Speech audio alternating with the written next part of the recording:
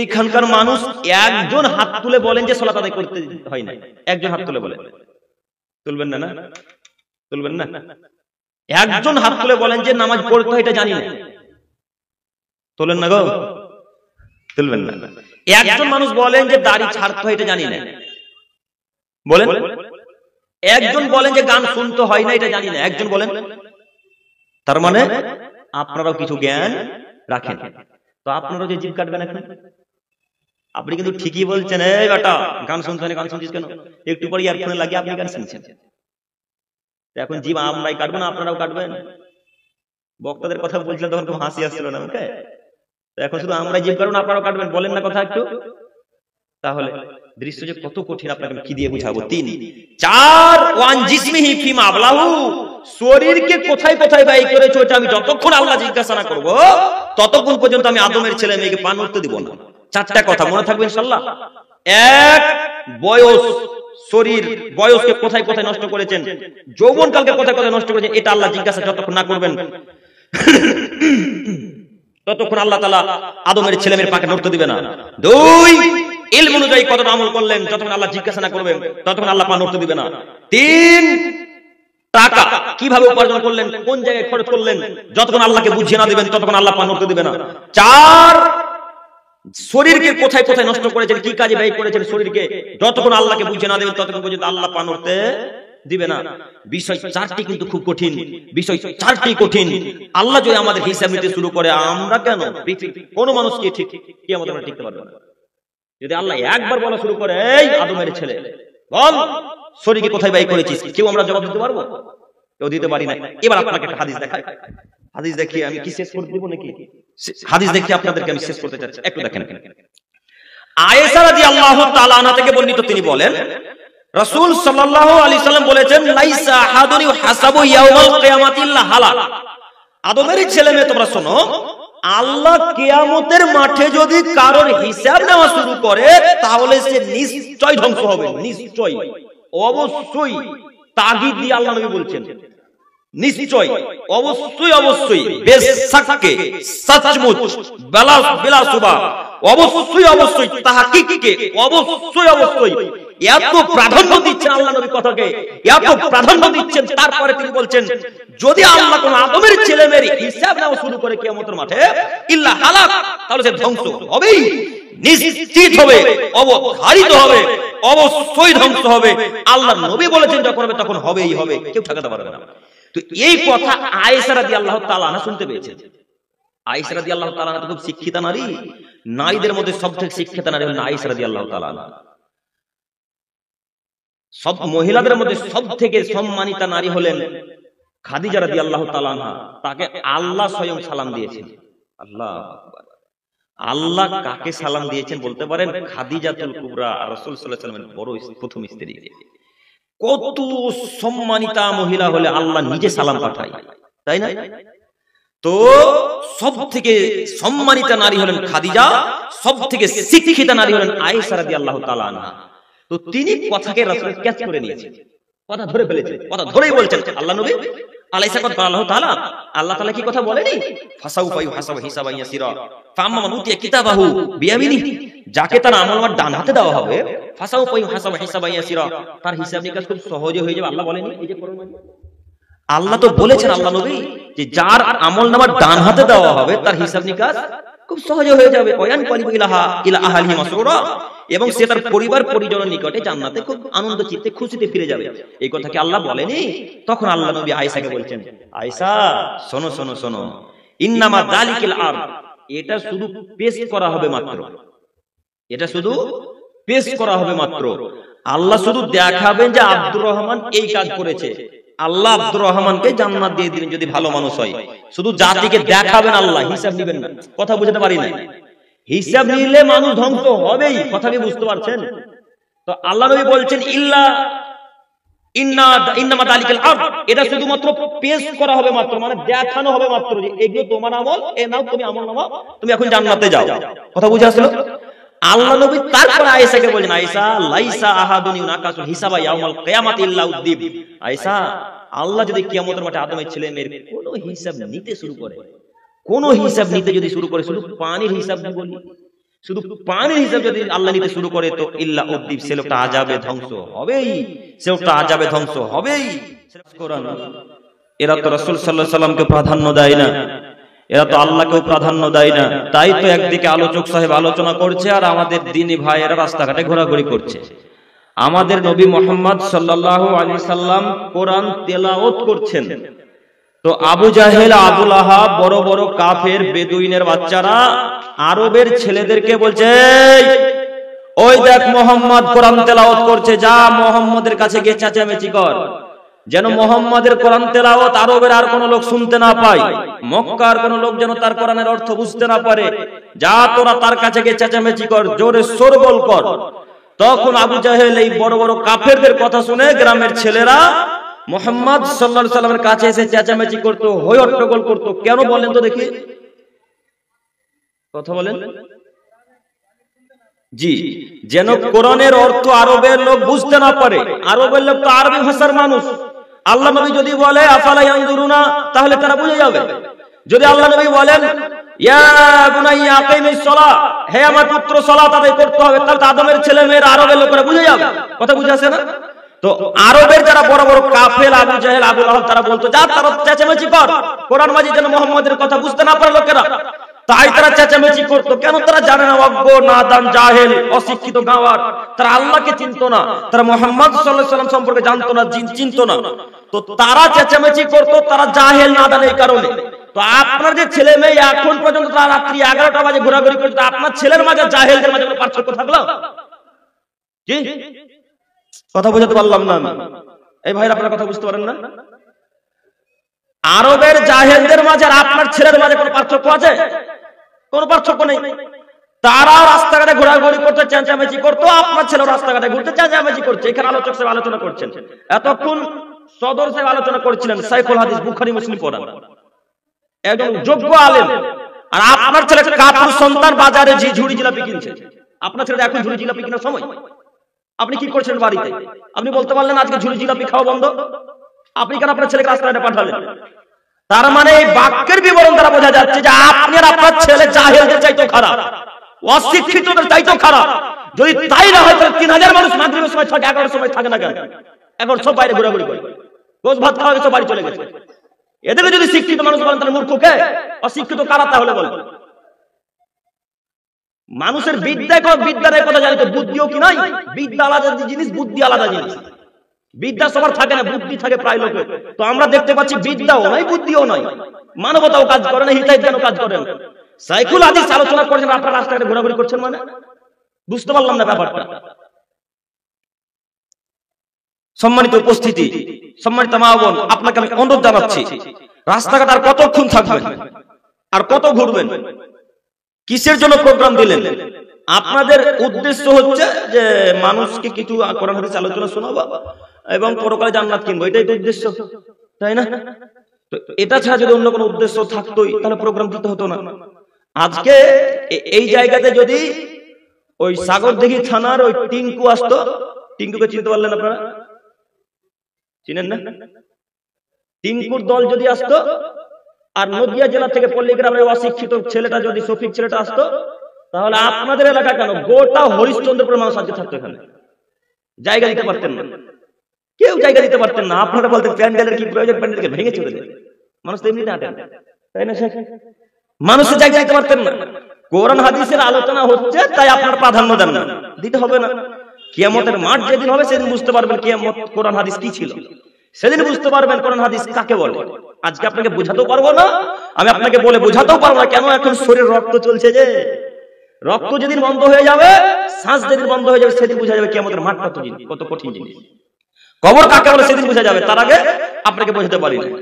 সম্মানিত মুরব্বী সাহেব, আপনাকে আমি অনুরোধ জানাচ্ছি, এই বক্তব্যের শেষ প্রথম অংশে যাওয়ার আগে শফিকের আর এই ছেলেটার কথা যখন এলো, একটা কথা বলি। আপনার মেয়ে, মুরব্বী সাহেব আপনাদেরকে বলছি, একটু দেখেন তো, আপনাদেরকে বলছি, আপনার একটা নাতি বা ছেলে আছে মাত্র 3 থেকে 4 বছর বয়সে, তো আপনার বৌমার কিচেন রুমে রান্নাঘরে রান্না করছে, আর আপনার ওই পোতা বা নাতি ওই ছেলেটা কান্নাকাটি করছে। তো কান্নাকাটি করতে করতে এক পর্যায়ে কান্নার মাত্রা এতটা বেড়ে গেছে, তো চোখ দিয়ে অনবরত অশ্রু ঝরতে আছে, পানি পড়তে আছে। তখন আপনার বৌমা ছেলের কান্না দেখতে না পেরে বলছে, রহিমা, আব্দুল্লাহ, দেখো বেটা ওই তাকের উপরে মোবাইল আছে, তাকের উপরে মোবাইলটা নিয়ে শফিকের ভিডিও দেখো। কথা বুঝতে পারলাম না, কথা কি আমার বুঝতে পারছেন না? আর আপনাদের গ্রামের ভাষায় বলবো, কথা বোঝা যাচ্ছে না? তো আপনার স্ত্রী বলছে শফিকের ভিডিও দেখো বেটা, যেমন আপনার স্ত্রী বললো, আপনার বৌমা বলেছে শফিকের ভিডিও দেখো, তখনই আপনার মেয়ে চুপ হয়ে গেছে। আর চুপ হচ্ছে যে আসলে যে চুপ হয়ে যাচ্ছে, একটা ছেলে কান্নাকাটি করছে, মোবাইল তুলে দেন, চুপ হয়ে যাবে, তাই না? তো এই দৃশ্য ঘটলো কেন? আপনি প্রথম থেকে তাকে নষ্ট করেছেন, আপনি ছোট থেকে তাকে বাদ করেছেন, আর আপনার স্ত্রী তো বাদ হয়ে আছে। রান্না বান্না কাজ, বাথরুম পায়খানা করার পর দিন রাত 24 ঘন্টা মোবাইল হাতে, নষ্ট করেছে আপনার স্ত্রীর আপনি। ওই সময় যদি বলতেন যে আব্বু চুপে যাও, চুপে যাও, আব্বু চুপে যাও, যদি ওই সময় মোবাইল তুলে না দিতেন, তো বাচ্চা ছেলেটা 1 ঘন্টা থেকে 1.5 ঘন্টা কাঁদতো, 1 থেকে 1.5 ঘন্টা কাঁদতো। ওই ছেলেটার হাতে, মেয়েটার হাতে মোবাইল তুলে দিয়েছেন, তার অর্থ আপনার ছেলে মেয়ে দিন রাত কাঁদবে, কিয়ামত পর্যন্ত কাঁদবে। কেন বলেন? তার হাতে আজকে মোবাইল তুলে দিলেন, এই ছেলের বয়স যখন 10 বছর হবে তখন নিজস্ব মোবাইল চাইবে। দেখেন এখন ছেলেদের হাতে মোবাইল আছে কিনা? যদি মোবাইল তুলে না দেন, বলবে লিচুর কাছে গিয়ে আত্মহত্যা করবো, জান দেব। যদি মোবাইল তুলে না দেন, ছাদ থেকে পড়ে যাও। কত প্রমাণ দিবেন আপনি যে তা আত্মহত্যা করেছে মোবাইলের কারণে? আপনাদের ছেলে নষ্ট হয়েছে। আপনাকে অনুরোধ জানাচ্ছি, শফিকের ভিডিও যেই জায়গাটা দিলেন, ওই জায়গাতে যদি বলতেন আম্মু এটা দেখো। আব্দুল বাড়ির গল্প দেখেছেন আপনারা কেউ? আমি যদিও আব্দুল বাড়ির গল্প দেখতে অনুরোধ করছি না। আব্দুল বাড়িকে চিনতে পারলেন ভাইরা? বুঝতে পারবেন আপনার বিহারের মানুষ নাকি? তো আব্দুল বাড়ির একটা গল্প আছে, বাচ্চা ছেলেদের জন্য ইসলামিক কার্টুন তৈরি করা হয়েছে। ওইখানে দোয়া বলবে, ঘুমানো দোয়া বলবে, বাথরুম পায়খানা দোয়া বলবে, গাড়িতে চাপা দোয়া বলবে, মায়ের সাথে কিভাবে কথা বলতে হয়, এই সব দোয়া সেখানে শেখানো হয়। কার্টুন, এই যে আপনার ছেলে যে কার্টুন দেখছে এখন, ওই সেম কার্টুন। তো পার্থক্য এতটুকু, তারা অন্য ভিত্তিতে থাকে, আর এই কার্টুনটা ইসলামের রীতিনীতিতে চলে।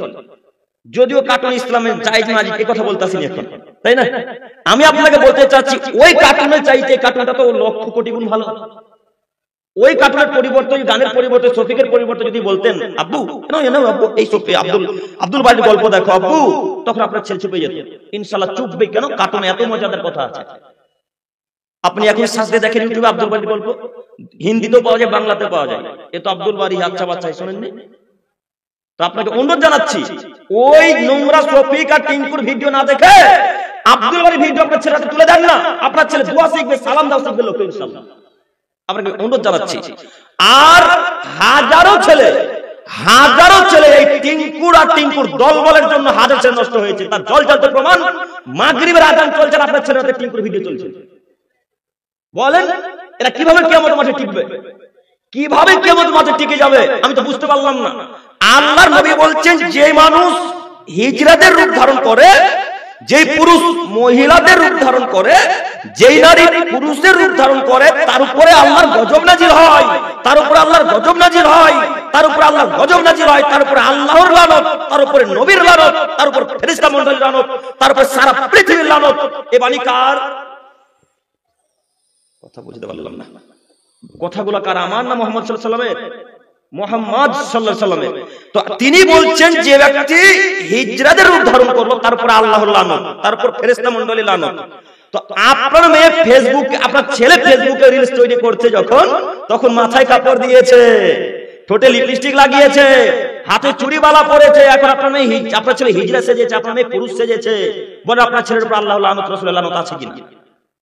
যদি তাদের উপর আল্লাহর লানত না থাকে, আপনার ছেলেকে আরো ভালো মোবাইল কিনে দিয়ে আরো সুন্দর করে তৈরি ভিডিও করতে বলে। আপনারা কথা বুঝতে পারছেন কি আমি কি বলতে চাচ্ছি? আমি বোঝাতে চাচ্ছি যে ওই টিঙ্কুর দলবলের জন্য আপনার ছেলে মেয়ে নষ্ট হয়েছে। দেখেন, তারা কখনো কুকুরের রূপ ধারণ করে, তারা কখনো হনুমানের রূপ ধারণ করে, তারা কখনো হিজড়া সাজে, তারা কখনো গরু সাজে। এই গরু সেজে ছোট লিপস্টিক লাগিয়ে হিজড়া সাজার কটা ভিডিও করে সারা পৃথিবীর মানুষকে, হরিশ্চন্দ্রপুর, মালদা, লালগোলা, কলকাতা, উত্তর দিনাজপুর, দক্ষিণ দিনাজপুর, নদিয়া, মুর্শিদাবাদ, জঙ্গিপুর, সারা পৃথিবীর মানুষকে তারা নষ্ট করে ছাড়ছে। দেখেন এই ছেলেগুলোর কারো একজন মোবাইল নেন, দেখেন শফিকের ভিডিও চ্যানেল আর নয়তো টিঙ্কুর চ্যানেল সাবস্ক্রাইব করা আছে। দেখেন, আপনি বিশ্বাস হয় না কথা না? আপনারা শফিককে চিনতে পারলেন আর টিঙ্কুকে চিনতে পেরেছেন না? মানুষ কত নিম্ন পর্যায়ে নামলে কুকুরের রূপ ধারণ করতে পারে।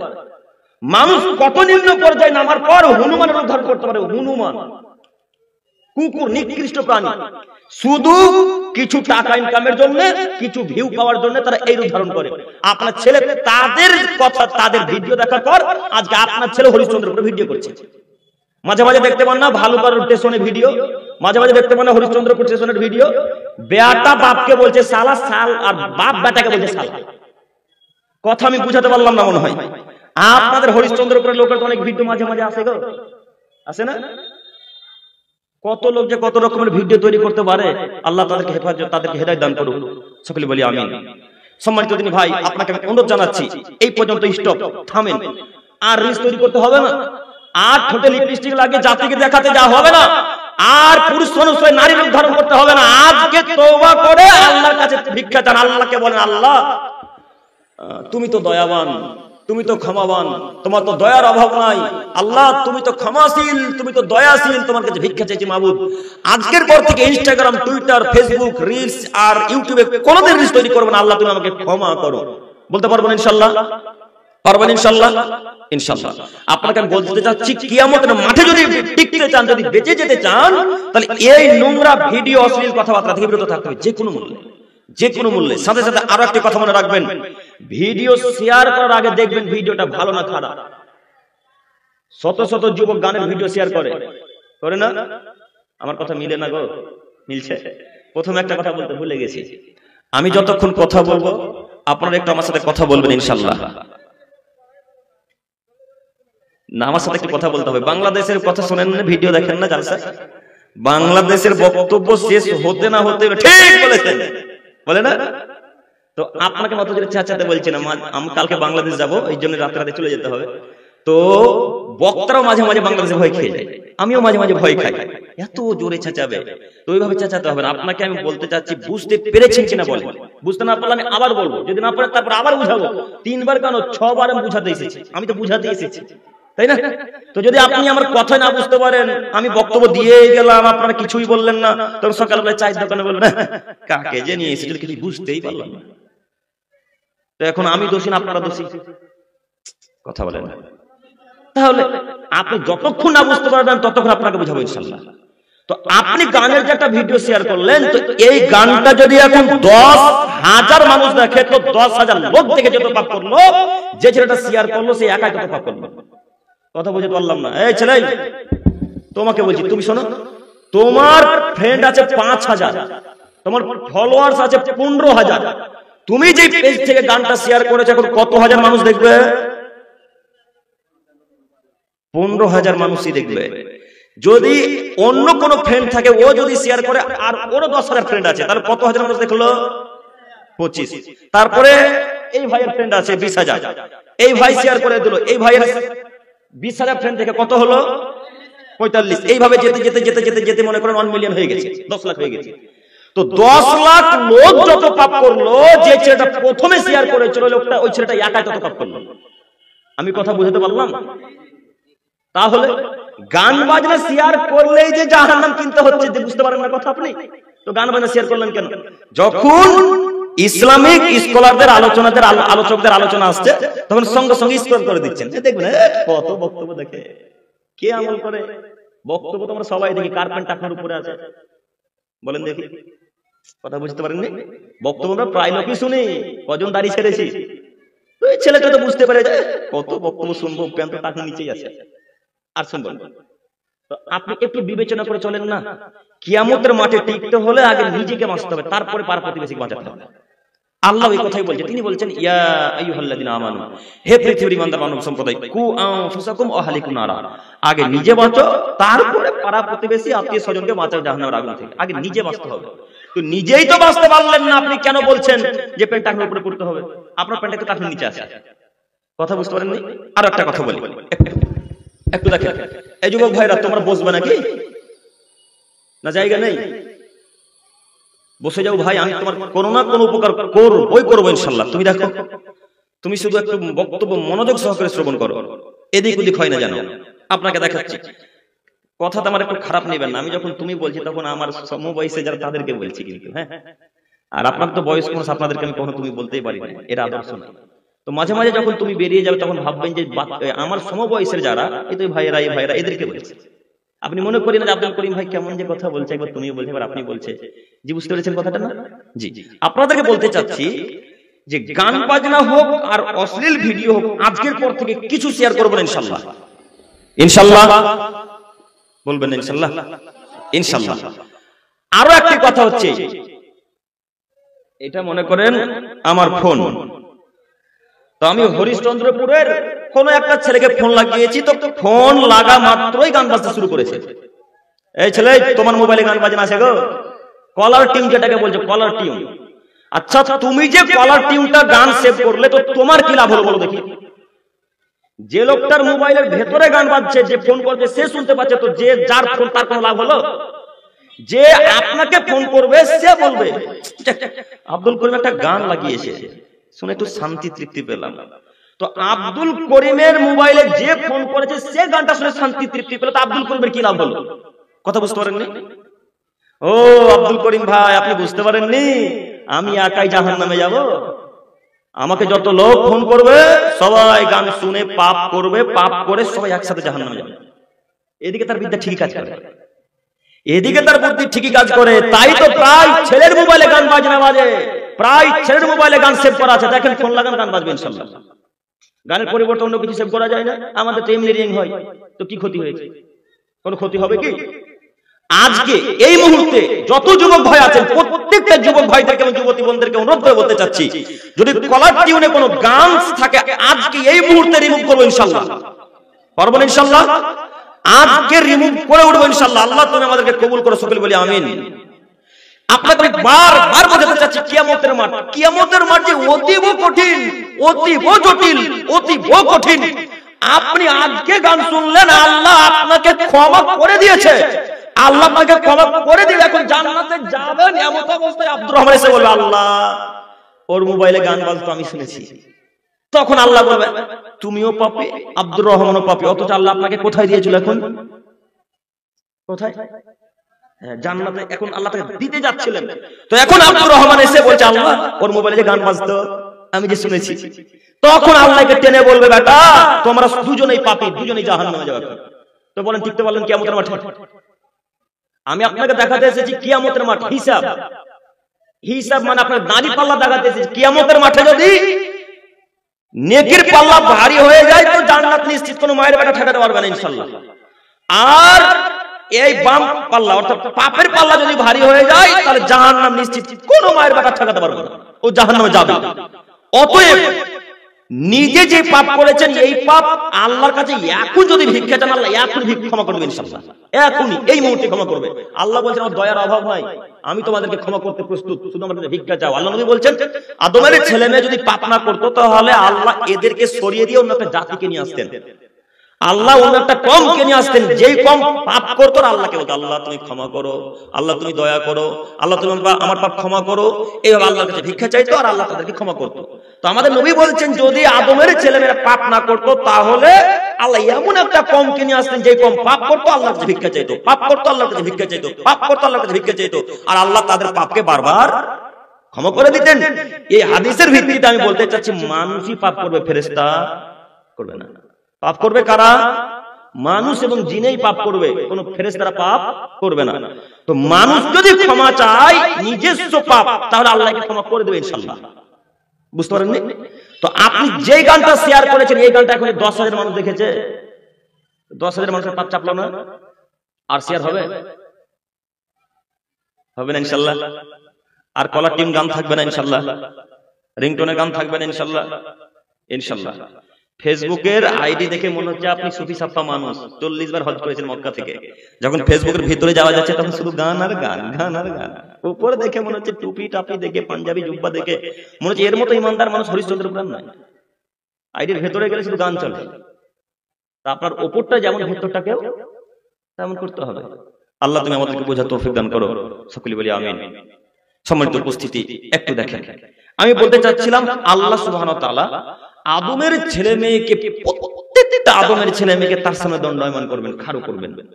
আদম থেকে মুহাম্মদ সাল্লাল্লাহু আলাইহি ওয়াসাল্লাম পর্যন্ত যত নবী রাসূল এসেছেন প্রত্যেকটা নবী রাসূলগণের উম্মত উম্মতিদেরকে আল্লাহ তাআলা দাঁড় করাবেন, খাড়ো করবেন, প্রত্যেকের আল্লাহ তাআলা হিসাব নেবেন, কাউকে আল্লাহ ছাড়বেন না। প্রত্যেকের হিসাব নেবেন। কারো হিসাব হবে খুব সহজে, কারো হিসাব হবে খুব কঠিন হবে, কারো হিসাব হবে খুব সহজে, কারো হিসাব হবে খুব কঠিন করে। যার হিসাব সহজে হয়ে যাবে মনে করে নিতে হবে লোকটা জান্নাতি মানুষ, আর যার হিসাব কঠিন ভাবে আল্লাহ নেবেন জেনে নিতে হবে লোকটা জাহান্নামী মানুষ। যে কোনো মূল্যে আপনাকে হিসাব সহজ করে নিতে হবে, যে কোনো মূল্যে আপনাকে যে কোনো মূল্যে হিসাব সহজ করতে হবে। আব্দুল করিম সাহেব, হিসাব যদি সহজ করতে হয় কিয়ামতের মাঠে কি করা লাগবে? যে কোনো মূল্যে শিরক থেকে বিরত থাকতে হবে। শিরক কাকে বলে বুঝতে পারলাম? আল্লাহর স্থানে কাউকে বসিয়ে দেওয়া হচ্ছে শিরক। আপনার ছেলের হাত দেখেন, এই ডান হাত বা বাম হাতে দেখেন একটা কালো ধাগা পরা আছে, আছে কি নাই? না, হরিশ্চন্দ্রপুরে নাই, আছে। পায়ে তো বলছি শুনেন না। আর আপনার মেয়ের পায়ের দিকে দেখেন, বাম পায়ে অথবা ডান পায়ে কালো ধাগা বাঁধা আছে। জিজ্ঞাসা করেন বেঁধেছো কেন? তো কবজিতে ব্যথা খুব হয়তো তাই কালো ধাগা বেঁধেছি, হুজুরে বলেছে কালো ধাগা বাঁধলে ব্যথা কমে যায়, তাই না? তো এখন আপনারা বলেন হরিশ্চন্দ্রপুরের মানুষ, ব্যথা ভালো করার মালিক কালো ধাগা না আল্লাহ? তো আপনার মেয়ে যে বললো কালো ধাগা, এখন আপনার মেয়ের কথা আল্লাহ মান্যতা দিবেন, এখন আপনার মেয়েকে আল্লাহ কোথায় দিবে? জাহান্নামে। এর দাড়ি পাল্লাকে আল্লাহ পাপের পাল্লাকে ভারী করে দিবে। অতএব যে কোনো মূল্যে শিরক থেকে বিরত থাকতে হবে, যে কোনো মূল্যে। আমি আপনাকে দেখাতে যাচ্ছি কিয়ামতের মাঠে আপনাকে বাঁচতে হবে। কিয়ামতের মাঠে যদি বেঁচে যান জান্নাত নিশ্চিত, কবরে যদি বেঁচে যান জান্নাত নিশ্চিত, কেউ ঠকাতে পারবে না। আল্লাহ নবী বলছেন, উসমান রাদিয়াল্লাহু তাআলা আনহু বলেন, রাসূল সাল্লাল্লাহু আলাইহি ওয়াসাল্লাম বলেছেন, তিনটি জায়গা আছে মৃত্যুর পর, তার প্রথম জায়গা হচ্ছে কবর। কেউ যদি কবরে বেঁচে যায়, পাস হয়ে যায়, পরবর্তী যে স্থানগুলি আছে তার জন্য সহজ হয়ে যাবে। আর যদি কবরে কেউ ধরা পড়ে যায়, পরবর্তী যে স্থানগুলি আছে সেই স্থানগুলি জটিল ও কঠিন হয়ে যাবে। তার মানে কবরে যদি বেঁচে যান তাহলে কিয়ামতের মাঠে বাঁচবেন, আর কবরে যদি বাঁচতে না পারেন তাহলে কিয়ামতের মাঠে বাঁচার কোনো অপশন নেই। এই ভিত্তিতে আপনাকে বলতে চাচ্ছি, যে কোনো মূল্যে ডান হাতে আমলনামা নিতে হবে, ডান হাতে। আব্দুল করিম সাহেব, ডান হাতে আমলনামা নিব কিভাবে? পিতা মাতার সাথে ভালো আচরণ করে। ডান হাতে আমলনামা পাবো কিভাবে? 5 ওয়াক্ত সালাত আদায় করে। ডান হাতে আমলনামা পাবো কিভাবে? পাড়া প্রতিবেশী ফকির মিসকিনের সাথে ভালো আচরণ করে। ডান হাতে আমলনামা পাবো কিভাবে? আত্মীয়তার সম্পর্ক বজায় রেখে। কিন্তু সব থেকে যেটা বর্তমান সময় জটিল বিষয় সেটা হচ্ছে আত্মীয়তার সম্পর্ক বজায় রাখা, খুব কঠিন। কঠিন নয়? আপনার আব্বারা 3 ভাই, আপনার দাদু আপনার আব্বাকে জমি দিয়েছে 1 বিঘা, আর আপনার 2 চাচাকে দিয়েছে 3 বিঘা করে। এখন আপনার আব্বার খুব রাগ। এখন আপনার আব্বা আর ওই 2 চাচাকে, আপনার 2 চাচাকে আর কথা বলেন না, আত্মীয়তা সম্পর্ক বজায় থাকলো? আল্লাহ নবী বলেন, লা ইয়াদখুলুল জান্নাতা কাতিউর রাহিম, যারা আত্মীয়তার সম্পর্ক বিচ্ছিন্ন করে, যারা আত্মীয়তার সম্পর্ক বজায় রাখতে পারে না, জান্নাতে যাবে না, এরা জাহান্নামে যাবে। তো আব্দুল করিম সাহেব কেমন কথা বলছেন আপনি? আমার বাপ আর 2 ভাইকে 3 বিঘা দিল, তো আমিও তো 3 বিঘা পাওয়ার মাঝে যোগ্যতা রাখি, তাই না? আমার ভাই যদি 3 বিঘা পায় তো আমিও 3 বিঘা পাবো। তো আমার বাপ যে কাজ করে গেল, আমি কিভাবে বাপের সাথে কথা বলি? কিভাবে আমি আমার 2 ভাইয়ের সাথে কথা বলি? এর পরেও যে আল্লাহ বলছেন, এর পরেও আমাদের নবী মুহাম্মদ সাল্লাল্লাহু আলাইহি ওয়াসাল্লাম বলছেন, তোমার বাপ তোমার মা যদি তোমাকে বাড়ি থেকে তাড়িয়ে দেয়, তোমার বাপ তোমার মা যদি তোমাকে জমি জায়গা থেকে বের করে দেয়, তোমার বাপ মা যদি তোমাকে জমি জায়গা না দেয়, তবুও তুমি তোমার পিতা মাতার সাথে ভাই বোনের সাথে সম্পর্ক বজায় রাখো, নচে জাহান্নাম নিশ্চিত। আপনাকে আমি কি দিয়ে বুঝাবো বলেন এখন রাসূলের বাণী? আল্লাহ নবী বলছেন, মুআয ইবনে জাবাল রাদিয়াল্লাহু তাআলা, আপনারা ঘুমিয়ে গেলেন, ঘুমাননি না? আপনি দেখেন, মুআয ইবনে জাবাল রাদিয়াল্লাহু তাআলা আনহুকে আল্লাহ নবী 10টা উপদেশ দিয়েছিলেন, 10টা। তো 10টা উপদেশের মধ্যে একটা উপদেশ হচ্ছে, মুআয, জি আল্লাহ নবী শোনো, তোমার পিতামাতা যদি তোমাকে জমি জায়গা থেকে বের করে দেয়, বাড়ি থেকে যদি বের করে দেয়, জমি জায়গা যদি তোমার পিতামাতা তোমাকে না দেয় মুআয, তবুও তুমি তোমার পিতামাতার বিরোধিতা করো না। প্রমাণ পাওয়া গেল? মুআয রাদিয়াল্লাহু তাআলা আল্লাহ নিজে বলছেন, মুআযকে আল্লাহ নবী খুব ভালোবাসতেন। মুআযকে বলছেন, মুআয, জি শোনো, তোমার পিতামাতা যদি বাড়ি থেকে তোমাকে বের করে দেয় মুআয, তবুও পিতামাতাকে বলো না একবারও, যাবো আমাকে বাড়ি থেকে বের করলেন কেন, এই কথা তোমার পিতামাতাকে জোরে গলায় বলো না। তাহলে বলবো কিভাবে আব্দুল করিম ভাই? যদি বলতো এটা আল্লাহ শিখাচ্ছেন, ওয়াকুল্লাহুমা কাওলান কারীমা, হে পৃথিবীর মানুষ, পিতামাতাকে যদি কিছু বলাই লাগে, হে আদমের ছেলে মেয়ে, পিতামাতাকে যদি কিছু বলতেই হয়, পিতামাতাকে যদি কিছু বলাই লাগে, তাহলে বলো, আব্বু বাড়ি থেকে বের করে দিচ্ছেন, আমি কোথায় গিয়ে থাকবো? আজকের মতো বাড়িতে থাকতে দেন, কালকে আমি একটা ঘর ভাড়া দেখে আসি, তারপরে বের করে দেন। এইভাবে বলতে কে বলছেন বলেন দেখি? আল্লাহ। এই কথা যদি এইভাবে হয়ে যায়, আব্বা কেন আমাকে বের করে দিচ্ছেন, আমি বের হবো বাড়ি থেকে, জান্নাত আর তাহাজ্জুদ হবে। দোষ করলো কে বলেন দেখি? দোষ কে করেছে? পিতামাতা। পিতামাতার এখানে দোষ নাই। পিতামাতা আপনাকে এমনি তাড়িয়ে দিচ্ছে, তবু আল্লাহ বলছে যদি কিছু বলাই লাগে কিভাবে বলতে হবে? আব্বু বের করিয়েন না, রাত্রের বেলায় কোথায় যাবো, সকালে পাঠিয়ে দেন আমাকে বাড়ি থেকে, সকালে চলে যাবো। এই কথার পরিবর্তন যদি যাবো বাড়ি থেকে যাবো না, আমি রাত্রেই থাকবো এখানে, আর তাহাজ্জুদে জান্নাত হবে না। আমি কথা বুঝাতে পারলাম কি? আর তাহাজ্জুদ দিয়ে জান্নাত হবে না। পিতামাতার এত ক্ষমতা, পিতামাতার এত ক্ষমতা, আল্লাহ নিজের কথা বলতে বলতে বলতে শেষ করতে না করতে পিতামাতাকে বসিয়ে দিলেন। আল্লাহ বললেন, ও আব্দুল্লাহ, আদমের ছেলে মেয়ে আমার ইবাদত করতে হবে, ওয়ালা তুশরিকু বিহি শাইয়্যা, আমার ইবাদতের সাথে কাউকে শরীক করা চলবে না। এই কথার পর যে কত কথা ছিল, এই কথার পর কত কথা ছিল। এই কথার পর ছিল সালাতের কথা, এরপরে ছিল যাকাতের কথা, এরপরে ছিল হজের কথা, এরপরে ছিল ওই জান্নাত জাহান্নামের কথা, এরপরে কত কথা ছিল। সব কথাকে আল্লাহ তাআলা ডান দিকে রেখে দিয়ে এখানে এমন একটা কথাকে নিয়ে চলে আসলেন। তিনি বললেন, অবিল ওয়ালিদাইনি ইহসানা, তোমরা তোমার পিতামাতাদের সাথে ভালো আচরণ করবে। কত যে মান সম্মান পিতামাতার, আপনাকে কি দিয়ে বুঝাবো? কত যে সম্মান পিতামাতাকে আল্লাহ দিয়েছেন। একবারে সম্মান দিতে দিতে দিতে দিতে দিতে দিতে দিতে একবারে নিজের কাছে নিয়ে চলে গেলেন। সম্মান দিতে দিতে দিতে দিতে একবারে আল্লাহ নিজের কাছে বসিয়ে দিয়ে বললেন, এখন পিতামাতার কথা যদি না মানো তো আমি জান্নাত দেব না। কি করবেন এখন? পিতামাতা জমি জায়গা থেকে যদি বের করে দেয়, এক অংশ যদি না দেয়, তবু পিতামাতাকে জোর গলায় কথা বলবেন ইনশাআল্লাহ। ইনশাআল্লাহ, ইনশাআল্লাহ। পাশে এলাকা, আমি এলাকার নাম জানি না, কোন এক বছর, গত বছর জালসায় এসেছিলাম। নাম শুনে জানেন না, আমি বলছিলাম না নামটা। তো ওই জায়গাতে স্টেজ থেকে নামছি, তো আমাকে বলছেন যে এই এলাকাতে বাপ বেটাকে কাটে, বেটা বাপকে কাটে। তো এখন কে কার কথা মানে? এখন কে কার কথা মান্যতা দিবে?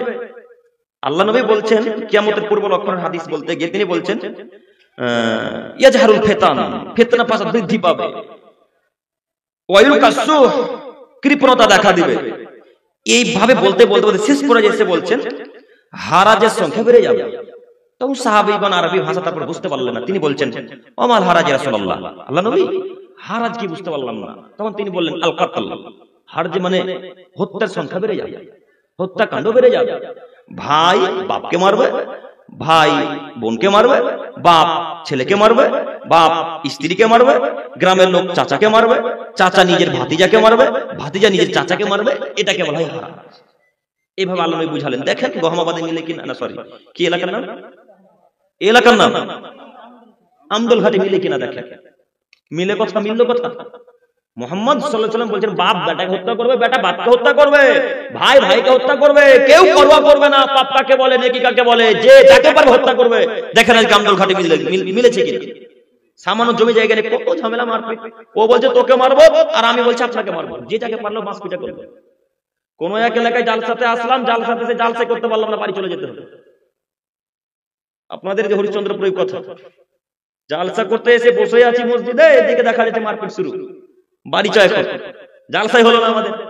একজন বক্তা বক্তব্য রাখছেন, আব্দুল জব্বার ভাই, তো বক্তব্য দিতে দিতে কিছু বক্তব্য হয়েছে, স্টেজ থেকে নামেন আপনি, চলে কথা মনে নেই।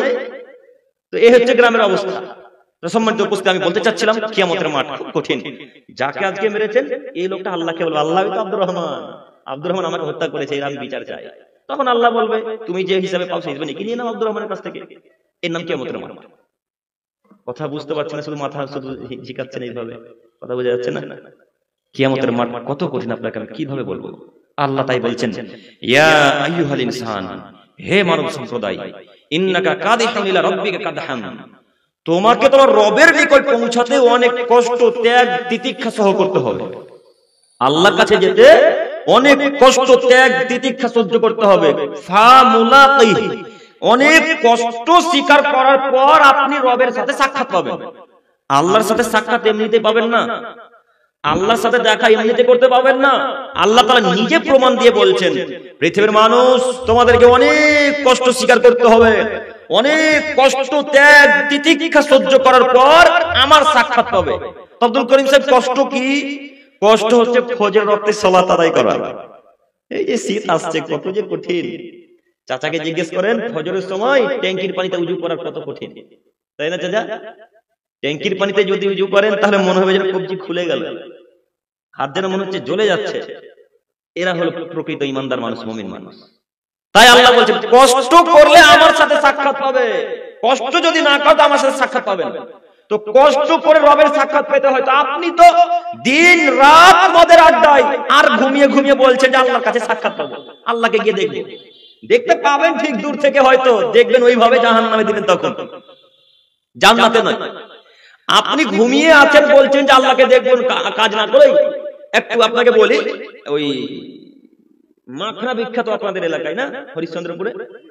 তো জমিতে মাখনা পড়ে আছে, আর রাতের বেলায় ঘুমিয়ে ঘুমিয়ে বলছেন সব মাখনা তুলে নেবো কালকে সকালবেলা। শুয়ে আছেন, সব মাখনা আসবে? হ্যাঁ আসবে গো? আসবে না। তো ফজর ওয়াক্তে ঘুমিয়ে আছেন আর লোকের সামনে বলছেন আল্লাহর সাথে সাক্ষাৎ করবো কিয়ামতের মাঠে। এটা কথা ঠিক হলো? बिस्तर से उठकर मस्जिद तक जा ना सके ख्वाहिश रखते हैं कब्र से उठकर जन्नत में जाने की। বিছানা থেকে উঠে ফজর ওয়াক্তে মসজিদ পর্যন্ত যেতে পারেন না, আর কবর থেকে উঠে জান্নাত যাওয়ার আশা রাখছেন? এটা তো আশা ঠিক না, এটা চিন্তা ভাবনা ঠিক নয়, এই চিন্তা ভাবনা করা যায় না।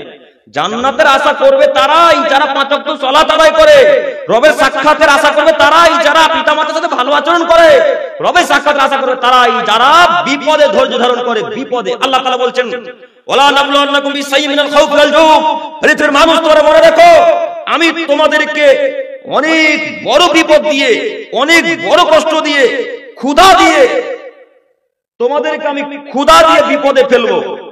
ক্ষুধা দিয়ে মাসের পর মাস হরিশ্চন্দ্রের লোক খেতে পাবে না, মাসের পর মাস লালগোলার মানুষ খেতে পাবে না, মাসের পর মাস জঙ্গিপুরের মানুষ খেতে পাবে না। আমি তোমাদেরকে ক্ষুধা দিয়ে পরীক্ষায় ফেলবো। ও নাকসি মিনাল আমওয়াল আনফুস ওয়াস সামারাত, এবং আমি তোমাদের ফল ফসলকে নষ্ট করে দিয়ে, ছেলে মেয়েকে নষ্ট করে দিয়ে, তোমাদের টাকাকে নষ্ট করে দিয়ে তোমাদেরকে বিপদে ফেলবো। ওয়াবাশশিরিস সাবিরিন, মুহাম্মদ সাল্লাল্লাহু আলাইহি ওয়াসাল্লাম বললেন, যতবার মোহাম্মদ নাম নেব ততবার কি বলতে হবে? সাল্লাল্লাহু আলাইহি ওয়াসাল্লাম। ভুলে গেছিলেন? একবার সাল্লাল্লাহু আলাইহি ওয়াসাল্লাম বললে 10টা নেকি আল্লাহ আপনার আমলনামাতে ফেরেশতা মণ্ডলীতে লিখবেন। একবার যদি বলেন সাল্লাল্লাহু আলাইহি ওয়াসাল্লাম, তো কয়টা নেকি লিখবে? 10টা। 10টা পাপ আল্লাহ আমলনামা থেকে কেটে দিবেন। 10টা রহমত আল্লাহর পক্ষ থেকে আপনার উপর নাজিল হবে। তো একবার সাল্লাল্লাহু আলাইহি ওয়াসাল্লাম বললে কয়টি জিনিস পাবেন আপনি? 3টি। 1 10টা নেকি, 2 10টা পাপ কেটে দিবে, 3 10টা রহমত আল্লাহর পক্ষ থেকে নাজিল হবে আপনার উপরে। তো সাল্লাল্লাহু আলাইহি ওয়াসাল্লাম বলতে খুব কষ্ট লাগবে কি? আজকের পর থেকে বলবেন ইনশাআল্লাহ, যেখানে থাকবেন বলবেন, যেখানে থাকবেন বলবেন, মোহাম্মদ নাম শুনলেই বলবেন সাল্লাল্লাহু আলাইহি ওয়াসাল্লাম। আব্দুল করিম ভাই বাথরুমে আছি, এখন কি করব? এখন তো অনেক সময় বাথরুমে আছে, নাই আমার কথা শুনতে পায় না তারা, তো মোহাম্মদ নাম শুনতে পেয়েছে, তারা এখন কি করবে? তারা বাথরুম থেকে বেরিয়ে এসে পবিত্র হওয়ার পর সাল্লাল্লাহু আলাইহি ওয়াসাল্লাম বলবে। ঠিক যেমন সালামের উত্তর দেন, কেউ বাথরুমে ঢুকে আছে, আব্দুল করিমকে সালাম দিল বাড়িতে, আব্দুর রহমানের বাড়িতে ঢুকে আছে, এখন আব্দুর রহমান কি পায়খানার ভেতর থেকে সালামের উত্তর দেবে না পায়খানা থেকে বেরিয়ে এসে দেবে? বেরিয়ে এসে। ঠিক তেমনই কেউ যদি মোহাম্মদ সাল্লাল্লাহু আলাইহি ওয়াসাল্লামের নাম শুনে, তাহলে বাথরুম থেকে বেরিয়ে এসে সাল্লাল্লাহু আলাইহি ওয়াসাল্লাম বলবে ইনশাআল্লাহ। মনে থাকবে ইনশাআল্লাহ। তো আল্লাহ নবী বলছেন, আল্লাহ তাআলা বলছেন, মুহাম্মদ সাল্লাল্লাহু আলাইহি ওয়াসাল্লাম আপনি ওই লোকগুলোকে সুসংবাদ দেন যারা বিপদে ধৈর্য ধারণ করে। আপনি মালদার আমের বাগান ক্রয় করেছেন, কিনেছেন, মালদার আম বিখ্যাত, তাই না? মালদা জেলার আম খুব বিখ্যাত, প্রায় জায়গাতে চলে, কেরালাতেও চলে, কেরালাতে চলে, এদিকে আপনার নেপালেও চলে, খুব মালদার আম বিখ্যাত। তো আমের বাগান নিয়েছেন, আমগুলো এত বড় বড় হয়ে গেছে, হঠাৎ আল্লাহ শিলাবৃষ্টি দিয়ে দিয়েছে। শিলাবৃষ্টির কারণে যত আম ছিল সব আম ফেটে চৌচির হয়ে গেছে, সব নিচে পড়ে গেছে। এখন আপনি কি করবেন? ধৈর্য ধারণ করতে হবে। এখন যদি বলেন আল্লাহ আমার বেলাতে ঝড় বৃষ্টি দিতে পারে আর জান্নাত হলো না, এটা হলো ধৈর্য। আল্লাহ তুমি দিয়েছো, তুমি আবার আমাকে দিবে, তুমি আমার ফল নষ্ট করেছো, তুমি আবার আমাকে ফল দিবে, এটা হলো ধৈর্য। এখন যদি কোনো খারাপ বাক্য বলে ফেলেন তাহলে ওটা ধৈর্য হলো না। তো আল্লাহ এই কথাই বলছেন যে আমার সাক্ষাৎ পেতে হলে অনেক কষ্ট স্বীকার করতে হবে, অনেক ত্যাগ তিতিক্ষা সহ করতে হবে। অনেক সব আপনাকে এসে বলবে মাত্র 18-19 বছর হলো দাড়ি ছেড়ে দিয়েছে, বলবে না? যুবক ভাই কারোর মুখে তো দাড়ি দেখতে পাই না, কাকে বুঝাবো? যাদের মুখে দাঁড়িয়ে আছে 16, 17, 18 বছর বাচ্চা ছেলেদের, তাকে জিজ্ঞাসা করেন যে তোমাকে কত ছেলে কত মানুষ তোমাকে ওড়না দিয়ে কথা বলে, খোঁটা মেরে কথা বলে। আপনাদের হরিশ্চন্দ্রপুরের প্রায় মানুষ কেরালাতে কাজ করে, তাই না? প্রায় মানুষ, বেশি মানুষ কেরালায় কাজ করে, মালদা জেলারই। তো গতকালকে একটা ছেলে ফোন দিয়ে বলছে, আব্দুল করিম সাহেব আমার মানে কয়েকটা দাঁড়িয়ে বেরিয়েছে, আমাদেরও কয়েকটা ছিল, এখন বরকত দিয়েছে আল্লাহ, একটা উত্তর একটা দক্ষিণে ছিল, এখন এক জায়গায় হয়েছে।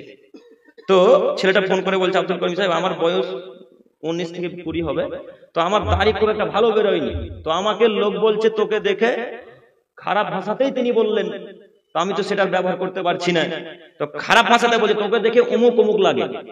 কথা বোঝা যাচ্ছে কি? তোকে দেখে অমুক অমুক লাগছে, এখনই দাড়ি ছেড়ে দিলি, ছি ছি ছি, তোকে ভালো লাগে না, এখন তো তোর মাত্র 16-17 বয়স হলো, এখন দাড়ি ছাড়া কি আছে, যখন 50-60 বছর তখন দাড়ি ছাড়বি। এই যে দাড়ি ছাড়ার কারণে আপনাকে কত কত সহ করতে হবে। এখন যদি কথা সহ করে নেন, সহ্য করে নেন, তো আল্লাহ বলছে আমি তোমার সাক্ষাৎ দেব, আমি তোমার সাথে সাক্ষাৎ করব। আর যদি তার কথা শুনে দাড়ি কেটে ফেলে দেন, ছেলে নাকি আর সাক্ষাৎ হলো না। দেখেন যুবকদের এই অবস্থা। আমরা প্রায় জায়গাতে জালসাতে আসি, আপনারা হয়তো জানেন, এক বছর এসে দেখছি আল্লাহ এত সুন্দর দাড়ি, পরের বছর দেখছে দাড়ি না। এরকম যুবক অনেক যুবক আছে। দেখে আমার যুবক ভাইরা আল্লাহর উপর ধৈর্য ধারণ করেন, যে যা বলছে আপনি সহ করেন, ইনশাআল্লাহ জান্নাত হবে। তাই তো আল্লাহ বললেন ফাম্মা মান উতিয়া কিতাবাহু বিয়ামিনি, যাকে তার আমলনামা ডান হাতে দেওয়া হবে, ফাসাউফা ইউহাসাবু হিসাবান ইয়াসিরা, তার হিসাব নিকাশ খুব সহজে হয়ে যাবে। ওয়ায়ানকালিবু ইলা আহলি মাসরুরা, এবং সে তার পরিবার পরিজনের নিকটে আনন্দ চিত্তে খুশিতে ফিরে যাবে। একটু আয়াতের অর্থ খুব শক্তভাবে কঠিন ভাবে শুনবেন, নইলে আপনি বাক্য ভুলে যাবেন। আল্লাহ বললেন যাকে তার আমলনামা ডান হাতে দেওয়া হবে, যাকে তার কিতাব ডান হাতে দেওয়া হবে, ফাসাউফা ইউহাসাবু হিসাবান ইয়াসিরা, তার হিসাব খুব সহজেই হয়ে যাবে। ওয়ায়ানকালিবু ইলা আহলিহি মাসরুরা, এবং সে তার পরিবার পরিজনের নিকটে আনন্দ চিত্তে খুশিতে ফিরে যাবে। পরিবার পরিজনের নিকট, পরিবার পরিজনের নিকট বলতে আপনি কি বুঝলেন? পরিবার পরিজনের নিকট বলতে কি আপনি বুঝলেন যে পৃথিবীতে আবার সে লোকটা ফিরে আসবে? পরিবার পরিজনের নিকট বলতে আল্লাহ তাআলা বলছেন সে লোকটা জান্নাতে তার স্ত্রীদের কাছে ফিরে যাবে, অর্থাৎ হুরদের কাছে যাবে। পরিবার পরিজনের নিকট বলতে আল্লাহ এখানে বোঝাতে চাচ্ছেন যখন হিসাব নিকাশ শেষ হয়ে যাবে,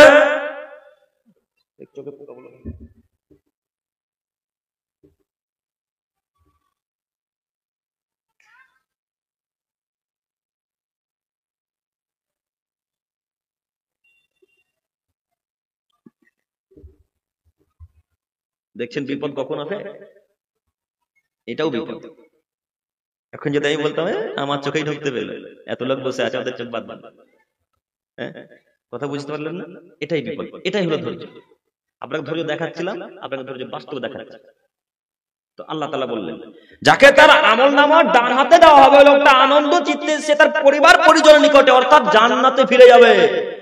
আর ওয়াম্মা মান উতিয়া কিতাবাহু বিশিমালিহি, ওয়াম্মা মান উতিয়া কিতাবাহু বিশিমালিহি, যদি তার আমলনামা বাম হাতে দেওয়া হয়, ফাসাউফা ইয়াদউ সুবুরা, সে মৃত্যুকে আহ্বান করবে, সে বলবে হায় আল্লাহ আমার মৃত্যু যদি শেষ হতো, হায় আল্লাহ আমি যদি মরে যেতাম, আমার যদি হিসাব নিকাশ না হতো। এইভাবে সে লোকটা আফসোস করবে আর বলবে ওয়ায়াসলা সাইরা, এরপরে তাকে জাহান্নামে নিক্ষেপ করা হবে। সম্মানিত মুরব্বি সাহেব, সম্মানিত উপস্থিতি, বলছিলাম ডান হাতে আমলনামা দেওয়ার ফলাফলই জান্নাত, বাম হাতে আমলনামা দেওয়ার ফলাফলই জাহান্নাম। ডান হাতে আমলনামা দেওয়ার ফলাফল জান্নাত, বাম হাতে আমলনামা দেওয়ার ফলাফলই জাহান্নাম। অতএব আপনাকে অনুরোধ করে বলে যাচ্ছি যে কোনো মূল্যে ডান হাতে আমলনামা নেওয়ার চেষ্টা করতে হবে, যে কোনো মূল্যে। এখন ডান হাতে আমলনামা নেওয়ার যদি চেষ্টা করতে হয়, যদি চেষ্টা করাই লাগে, তাহলে যে কোনো মূল্যে আপনাকে 5 ওয়াক্ত সালাত আদায় করতে হবে। সালাতের সঙ্গে আপোস করব না আজকে থেকে ইনশাআল্লাহ, সালাতের সঙ্গে আজকে থেকে আপোস করব না ইনশাআল্লাহ। যে কোনো মূল্যে 5 ওয়াক্ত সালাত আদায় করব, যতই বিপদ আসুক না কেন ইনশাআল্লাহ। পারবো না ইনশাআল্লাহ বলতে? সবাই বলি ইনশাআল্লাহ, ইনশাআল্লাহ, ইনশাআল্লাহ। যদি আপনি সময় মতো সালাত আদায় করেন তো আল্লাহ আপনার সাক্ষাৎ দিবে ইনশাআল্লাহ। আপনাকে বলতে চাচ্ছিলাম বাম হাতে আমলনামা যদি পেয়ে যান তাহলে আর জান্নাত হলো না, জাহান্নামে যেতে হবে। আল্লাহর যখন দয়া হবে তখন হয়তো আল্লাহ আপনাকে জান্নাতে দিবে। কবে যে আল্লাহর দয়া হবে আমি বুঝতে পারলাম না, কবে যে দয়া হবে আপনাকে বুঝাতে পারলাম না। দয়া 1 বছর পরে হতে পারে, দয়া 20 বছর পরে হতে পারে, আবার 1000 বছর পরে হতে পারে। দয়া কখন করবেন আল্লাহ আমি এটা আপনাকে বলতে পারি না। কেন কথা মুহাম্মদ সাল্লাল্লাহু আলাইহি সাল্লাম বলেননি। আমরা তার হুজুর নই, আমরা তার বেদাতি হুজুর বা পীর নই যে আপনাকে বলে দেব দয়া আল্লাহ 2 দিন পর করবে।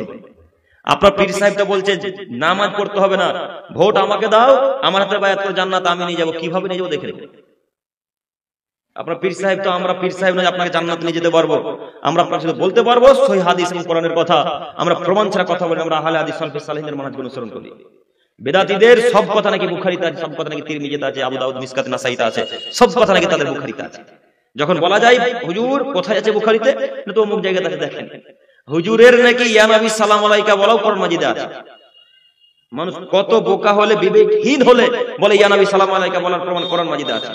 সম্মানিত উপস্থিতি, আপনাকে আমি অনুরোধ করে যাচ্ছি নীতি পরিবর্তন করেন, মুহাম্মদ সাল্লাল্লাহু আলাইহি ওয়াসাল্লাম নীতিতে ফেরত আসুন। আপনাকে অনুরোধ জানাচ্ছি। বলছিলাম রবের সাক্ষাৎ আপনাকে নিতে হবে যে কোনো মূল্যে, সঠিক ভালোভাবেই নেওয়া লাগবে। যদি ভালো করে রবের সাক্ষাৎ নেন তাহলে জান্নাত হবে ইনশাআল্লাহ। আর যদি আল্লাহ আপনাকে কাফেরদের দলের অন্তর্ভুক্ত করে দেয়, কাফেরদের সাথে করে দেয়, তাহলে জাহান্নামে যাওয়া লাগবে। এই কথাই চূড়ান্ত। আর একটা আয়াত বলে, 2টা আয়াতের ব্যাখ্যা একসাথে ইনশাআল্লাহ। মহান আল্লাহ তাআলা বলেন ওয়া আম্মা মান উতিয়া কিতাবাহু বিশিমালিহি, পৃথিবীর মানুষ তোমরা মনে রেখো যাকে তার আমলনামা বাম হাতে দেওয়া হবে, ফায়াকুল সে লোকটা বলবে লাম উতা কিতাবিয়া, আমাকে যদি আমার আমলনামা না দেওয়া হতো, ওয়ালাম আদ্রিমা হিসাবিয়া, আমার হিসাব যদি না হতো, ইয়া লাইতাহা কানাতিল কাদিয়া, হায় আফসোস আমার মৃত্যু যদি শেষ হতো তাহলে কতই না ভালো হতো। মৃত্যুর পর মৃত মানুষদের 3টা আফসোস। এক, আল্লাহকে বলবে আল্লাহ আমাকে যদি আমলনামা না দেওয়া হতো তাহলে কতই না ভালো হতো। 2, আল্লাহ আমার যদি হিসাব না নেওয়া হতো তাহলে কতই না ভালো হতো। 3, আল্লাহ আমার মৃত্যুই যদি শেষ হতো আর কোন জীবন যদি না থাকতো তাহলে কতই না ভালো হতো। তাহলে জান্নাত জাহান্নামের প্রশ্ন আসতো না, আমাকে আজকে জাহান্নামে যেতে হতো না। এটা মৃত মানুষদের আফসোস। সম্মানিত উপস্থিতি, সম্মানিত মুরব্বী সাহেব, সম্মানিত তিনি ভাই ও বোনেরা, মৃত্যুর পর আফসোস করে কোনো লাভ নেই। মৃত্যুর পর আফসোস করে কোনো লাভ নেই। আল্লাহ তাআলা অন্যত্র বলছেন যখন মানুষ মারা যাবে, যখন তাকে পিটাতে শুরু করা হবে, ফেরেশতা মণ্ডলী যখন তাকে পিটাবেন, ফেরেশতা মণ্ডলী যখন তাকে পিটতে শুরু করবেন, লাঠি চার্জ করবেন, হাতুড় দিয়ে যখন পিটাতে শুরু করবেন, তখন এই লোকটা আল্লাহকে বলবে আল্লাহ আমাকে আরেকবার পৃথিবীর বুকে পাঠানো হোক, আমি পৃথিবীর বুকে গিয়ে ভালো কাজ করব। আল্লাহ আমাকে আরেকবার পৃথিবীর বুকে পাঠান, আমি পৃথিবীতে গিয়ে সালাত আদায় করব। আল্লাহ আপনি আমাকে আরেকবার পৃথিবীর বুকে পাঠান, আমি পৃথিবীর বুকে গিয়ে পিতামাতার সাথে ভালো আচরণ করব। তখন আল্লাহ বলবেন কাল্লা, কখনো নয়, কাল্লা, কখনো নয়, কাল্লা, কখনো নয়, তোমাকে আর পৃথিবীর বুকে পাঠানো হবে না, তোমাকে আর পৃথিবীর বুকে পাঠানো হবে না। যদি আবার তোমাকে পৃথিবীর বুকে পাঠানো হয়, তুমি আবার সেই খারাপ কাজকর্ম করবে, তুমি আবার সেই জুয়ার আড্ডাতে গিয়ে বসবে, আবার সেই মদের আড্ডাতে গিয়ে বসবে, তোমাকে আর পৃথিবীর বুকে পাঠানো হবে না। এখানেই তুমি অনন্তকাল শাস্তি ভোগ করো। মৃত্যুর পর আহ্বান, মৃত্যুর পর মৃতদের আফসোস। সম্মানিত মুরব্বী সাহেব, আপনি এখন আপনার বয়স আজকে 55 বছর, এখনো সালাত আদায় করেন না।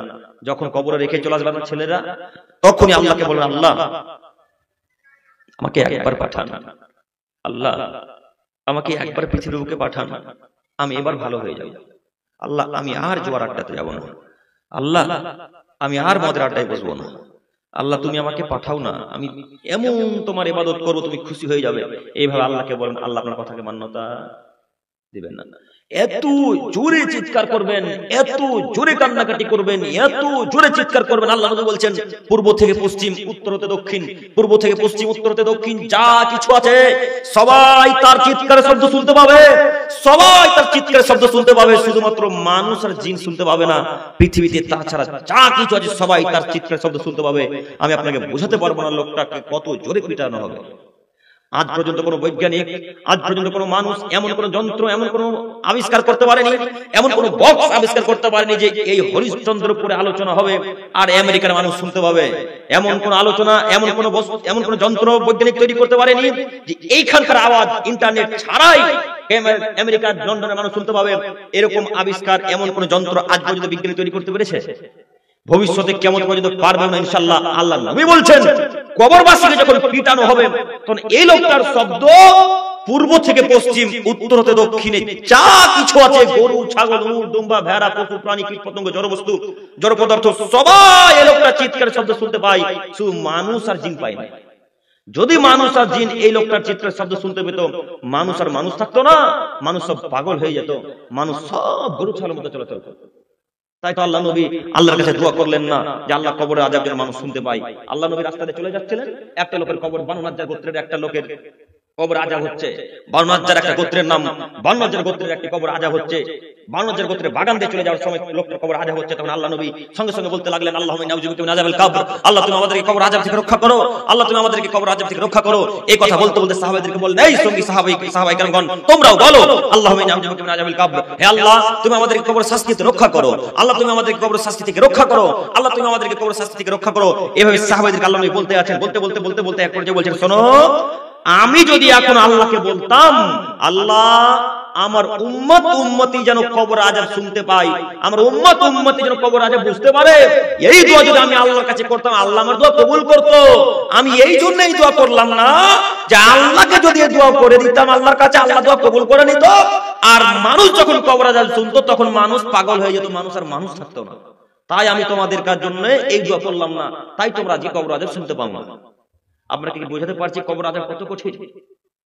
আপনাকে আমি কি দিয়ে বুঝাবো বলেন মুরব্বী সাহেব, সম্মানিত যুবক ভাই, আপনাকে আমি অনুরোধ জানাচ্ছি, কিয়ামতের মাঠ অতীব জটিল, কবর যত কঠিন তার চেয়ে কিয়ামতের মাঠ অনেক অনেক অনেক বেশি কঠিন। আপনাকে আমি অনুরোধ জানাচ্ছি, পৃথিবীতেই যা করার করতে হবে, পৃথিবীতেই পাপ হয়ে গেছে, এখন আল্লাহকে বলেন, আল্লাহ ভুল করে পাপ করেছি, তুমি ক্ষমা করো। আজকে যে বাজারে ঘুরেছেন তো পাপ হয়নি কি? পাপ হয়েছে তো? কথা বলেন, হয়েছে না? পাপ হয়েছে। এখন যদি আল্লাহকে বলেন, আল্লাহ ভুল হয়ে গেছে, মামা আর করব না, পরবর্তী জালসাতে আর কোনদিন পায়ে মেলাতে যাব না, আল্লাহ তুমি ক্ষমা করো, আল্লাহ তুমি ক্ষমা করো, আল্লাহ তুমি ক্ষমা করো, আল্লাহ ক্ষমা করবেন না? জি করবেন তো? আল্লাহ ক্ষমা করবেন না। এই ভুলটা যদি মরার পর বলেন তাহলে আল্লাহ ক্ষমা করবেন না। কথা বুঝাতে পারলাম? তাহলে আপনার করণীয় এখন কি বলেন তো দেখি? এখন আলোচনা শোনার পরে 2 রাকাত বাড়ি থেকে সালাত আদায় করব, 2 রাকাত সালাত আদায় করে এক পর্যায়ে আল্লাহকে বলবো, আল্লাহ অনেক পাপ হয়েছে আজকে, হয়তো আল্লাহ তুমি ক্ষমা করো, আল্লাহ মানুষ তো পাপ তো হবেই। এইভাবে বলতে বলতে 2 চোখের পানি একবার ফেলে দেন, ইনশাআল্লাহ যত পাপ করেছেন জীবনে সব পাপ আল্লাহ ক্ষমা করে দেবে ইনশাআল্লাহ। শুধু চাইতে শিখতে হয়, চাওয়াই তো আমরা শিখলাম না। ফকির একটা চাইতে জানে মানুষের কাছে, কিন্তু আমরা মানুষ আল্লাহর কাছে চাইতে জানলাম না। ফকির বাড়িতে গিয়ে হঠাৎ বলে না যে 2 টাকা দেন বা 10 টাকা দেন, বলে আগে গিয়ে কথাবার্তা বলে, অনেক কিছু বলার পর তখন আল্লাহকে, তখন বাড়ির মালিককে বলে, আমার মেয়ের বিবাহ দিচ্ছি তো 20,000 টাকা খরচ হবে, তো আমি এত টাকা নিয়ে আসতে পারছি না, এক জায়গায় করতে পারি না, তো আপনি যদি আমাকে 20 টাকা 1 টাকা দিতেন তো খুব উপকার হতো। তো লোকটার মন বলবে না দিবে ইনশাআল্লাহ। তো আপনি এত পাপের পাপী, এত পাপ করেছেন, পাপ করে এসে আল্লাহ আল্লাহ ক্ষমা করো, আল্লাহ ক্ষমা করো, আল্লাহ ক্ষমা করো, আল্লাহ ক্ষমা করবে, আল্লাহ ক্ষমা করবে না। আব্দুল করিম সাহেব আল্লাহকে বলবো কিভাবে? আল্লাহকে বলতে হবে, প্রথমে আগে সূরা ফাতিহা পাঠ করবেন, তারপরে মুহাম্মদ সাল্লাল্লাহু আলাইহি ওয়াসাল্লামের উপর দরুদ পাঠ করবেন, তারপরে আরবিতে যত যা কিছু জানেন বলবেন, তারপরে বাংলাতে এবার আল্লাহর প্রশংসা শুরু করেন। আল্লাহকে বলেন, আল্লাহ তুমি দয়াবান, তুমি ক্ষমাবান, তুমি রহমান, তুমি সবকিছু পারো, তুমি জান্নাতের মালিক, তুমি জাহান্নামের মালিক, তুমি কবরের মালিক, তুমি সারা পৃথিবীর মালিক, তুমি বাদশার বাদশা, রাজা রাজা, সব কিছু প্রশংসা করার পর এবার পাপকে স্বীকার করে বলেন, আল্লাহ আজকে আমদল ঘাটে জালসাতে মেলা হয়েছিল তো আল্লাহ মেলাতে ঘুরেছি, মাবুদ তুমি আমাকে ক্ষমা করো, আল্লাহ তুমি ক্ষমা করো। আল্লাহ এক পর্যায়ে বলবেন, যা আমি ক্ষমা করে দিলাম। এইটা আল্লাহর দয়া। শুধু প্রশংসা করতে হয়, প্রশংসা যদি না করেন আল্লাহ ক্ষমা করবে না। হঠাৎ যদি বলেন আল্লাহ ক্ষমা করো, ক্ষমা করবে না। দোয়া করার একটা টেকনিক আছে, মনে থাকবেন ইনশাআল্লাহ। প্রথমে কি বলবো? সূরা ফাতিহা, তারপর মুহাম্মদ সাল্লাল্লাহু আলাইহি ওয়াসাল্লামের উপর দরুদ, তারপর আরবিতে যা যা জানি তা বলবো, তারপরে বাংলাতে আবার শুরু করবো, আল্লাহ তুমি অমুক তমুক সব বলবো। এরপরে পাপ স্বীকার করবেন, পাপ স্বীকার করবেন, যে পাপটা করেছেন ওই পাপটা স্বীকার করে আল্লাহকে বলবেন, আল্লাহ অমুক পাপ করেছি ক্ষমা করো। কথা বুঝতে পারেননি?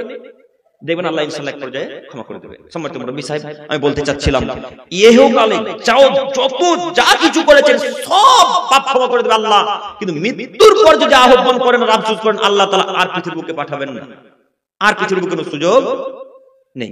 অতএব আমি আপনার দিনী ভাই হিসাবে নাতি হিসেবে, পোতা হিসেবে আপনাকে অনুরোধ জানাচ্ছি যে আজকের পর থেকে যে কোনো মূল্যে 5 ওয়াক্ত সালাত আদায় করবেন ইনশাআল্লাহ। পারবো ইনশাআল্লাহ সবাই? ইনশাআল্লাহ। আল্লাহ তুমি আমাদেরকে কবুল করো, সকলে বলি আমিন। এরপরে হাদিস, এরপর আয়াত। মহান আল্লাহ তাআলা বলেন, ওয়ানাদাউল মাওয়াজিনাল কিসতা লিয়াউমিল কিয়ামা, পৃথিবীর মানুষ তোমরা মনে রাখো আমি প্রত্যেকটা আদমের ছেলে মেয়ের কিয়ামতের মাঠে ন্যায় বিচার করব, সত্যই সত্য বিচার করব। ফালা তুযলামু নাফসুন শাইআ, কারো প্রতি এতটুকু আমি অবিচার করব না, অন্যায় করব না। ওয়া ইন কানা মিসকালা হাববাতিন মিন খারদাল, যদি কেউ সরিষার দানা সমপরিমাণ কেউ পাপ করে তবু আমি আল্লাহ পেশ করব। যদি কেউ সরিষার দানা সমপরিমাণ কেউ নেকি করে ওয়া আতাইনা বিহা, তবু আমি পেশ করব। ওয়া কাফা বিনা হাসিবিন, আমি আল্লাহ তাআলা হিসাব গ্রহণে যথেষ্ট। সম্মানিত উপস্থিতি, অত্র আয়াতকে পেশ করে আমি আপনাকে এখানে কয়েকটি কথা বলতে চাচ্ছি। তার একটি কথা হচ্ছে, আল্লাহ বললেন আমি আল্লাহ তাআলা কিয়ামতের মাঠে হক ন্যায় বিচার করব, কারো প্রতি কোনো জুলুম করব না। আল্লাহ তো আর আপনাদের গ্রামের বা অন্য গ্রামের মতো, অন্য গ্রামের সরদারদের মতো নয় যে যার টাকা তার বিচার। হ্যাঁ, আল্লাহ তো তার ওদের মতো নয়, অন্য অন্য সরদারদের মতো নয়। সরদার বুঝতে পারছেন? সরদার মোরল নাকি বলেন আপনারা? সরদার। তো সরদার সাহেব আব্দুল করিমের টাকা বেশি, আব্দুল করিম দোষী, তারপর আব্দুল করিম নির্দোষ প্রমাণ করলো। আর যে লোকটা নির্দোষ তাকে দোষী প্রমাণ করলো। এরকম ঘটে নাম দলে?